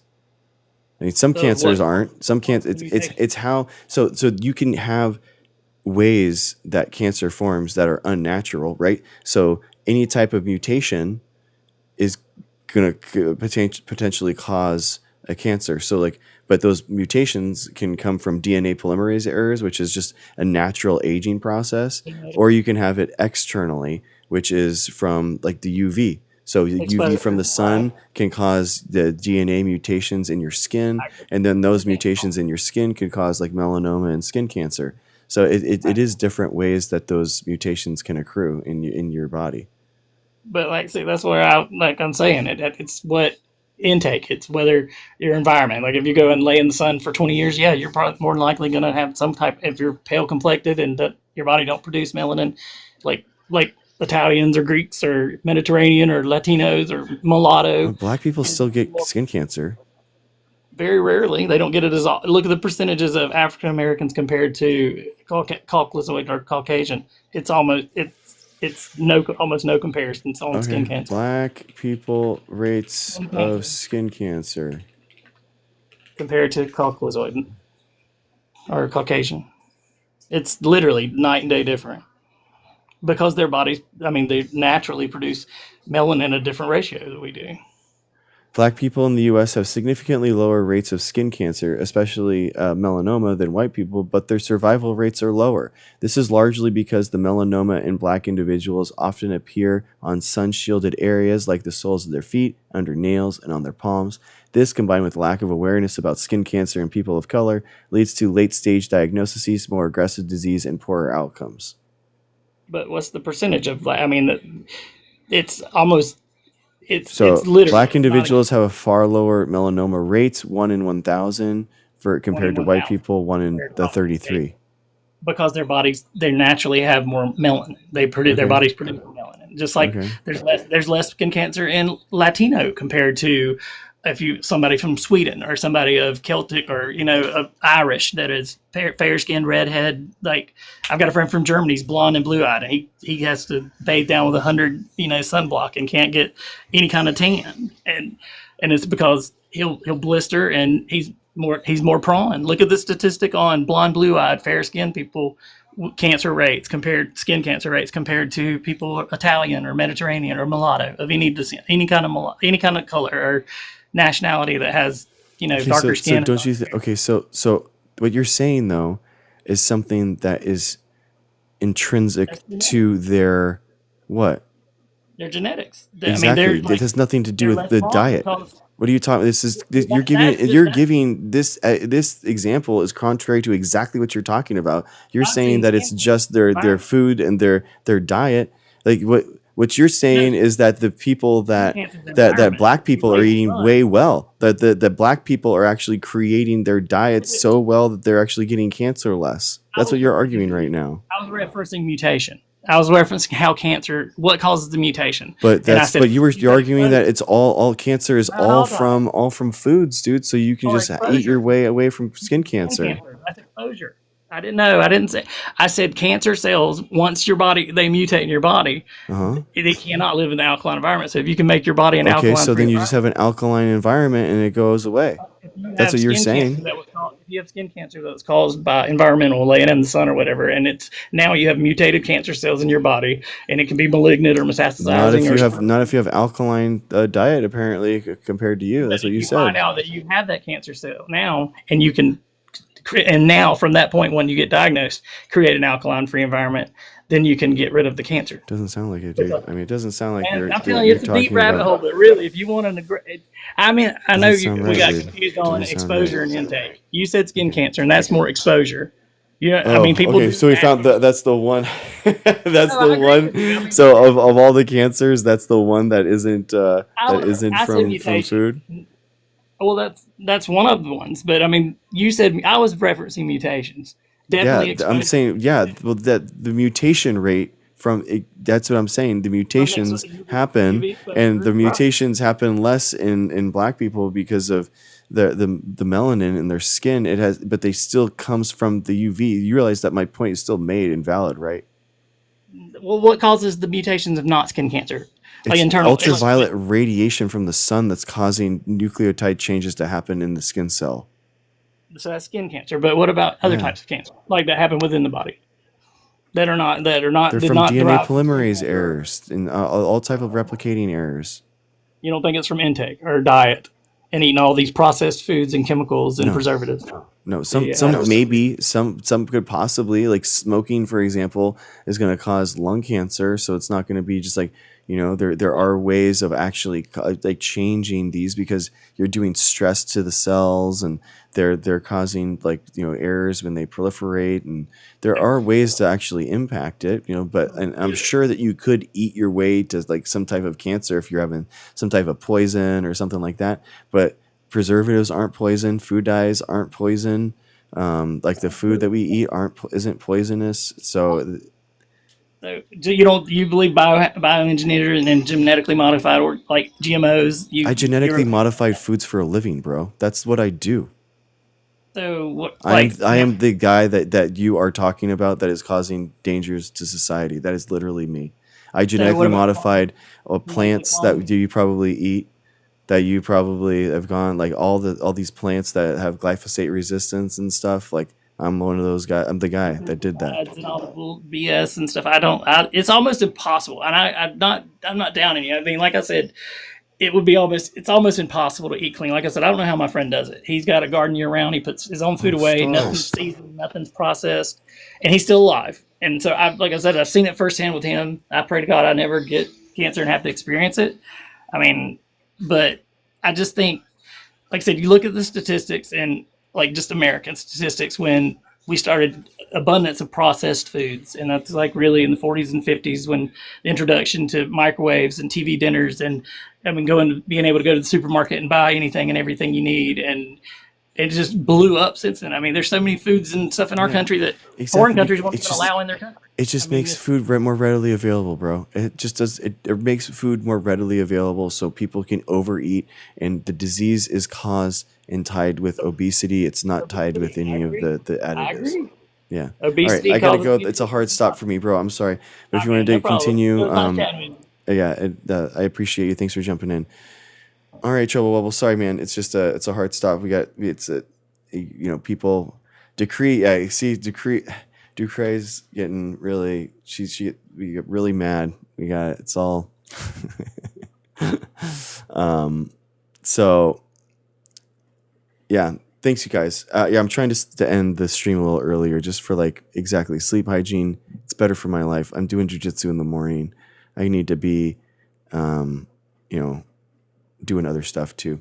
Another great stream. I feel like stars, dude, you are a legend. I can't believe you. You're so awesome. Thank you so much for subscribing. Let's do it. Let's get you the shout out that you deserve, guys. That's it. Our latest subscriber, Stars. Thank you so much for subscribing. That's the number one way that you can help the show. Stars. I just dropped a new subscriber only video today, so make sure that you check it out, Stars. I appreciate you. NB Kami, top gifter, thank you so much. Sheepadoodle, always up there, thank you so much, man. Kimberly, Stars, Ducre, Jen, Ado, Alina, thank you so much.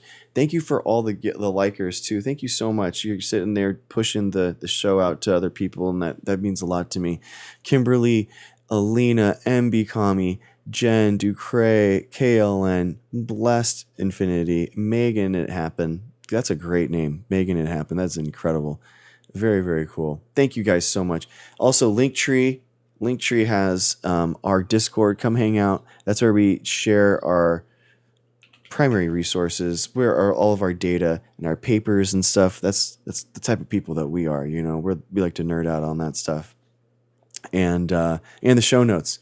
I'm like taking notes while I'm doing this, so I put it in the show notes. So if you want to follow along, that's where it is. Also, YouTube archive of all the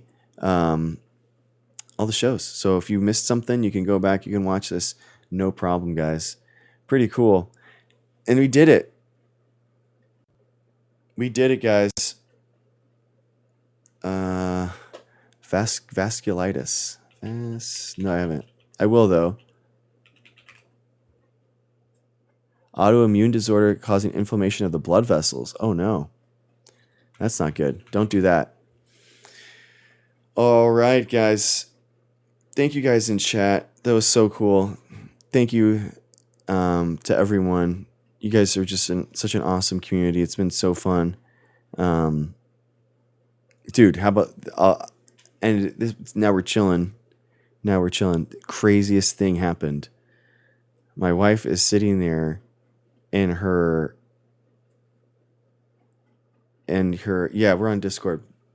My wife is sitting there in her break room, and she hears my voice coming out of someone else's phone, and she's like, "What is going on there? Are you like talking to my husband on voice chat? Like, how are you? How is my husband's voice coming out of your phone?"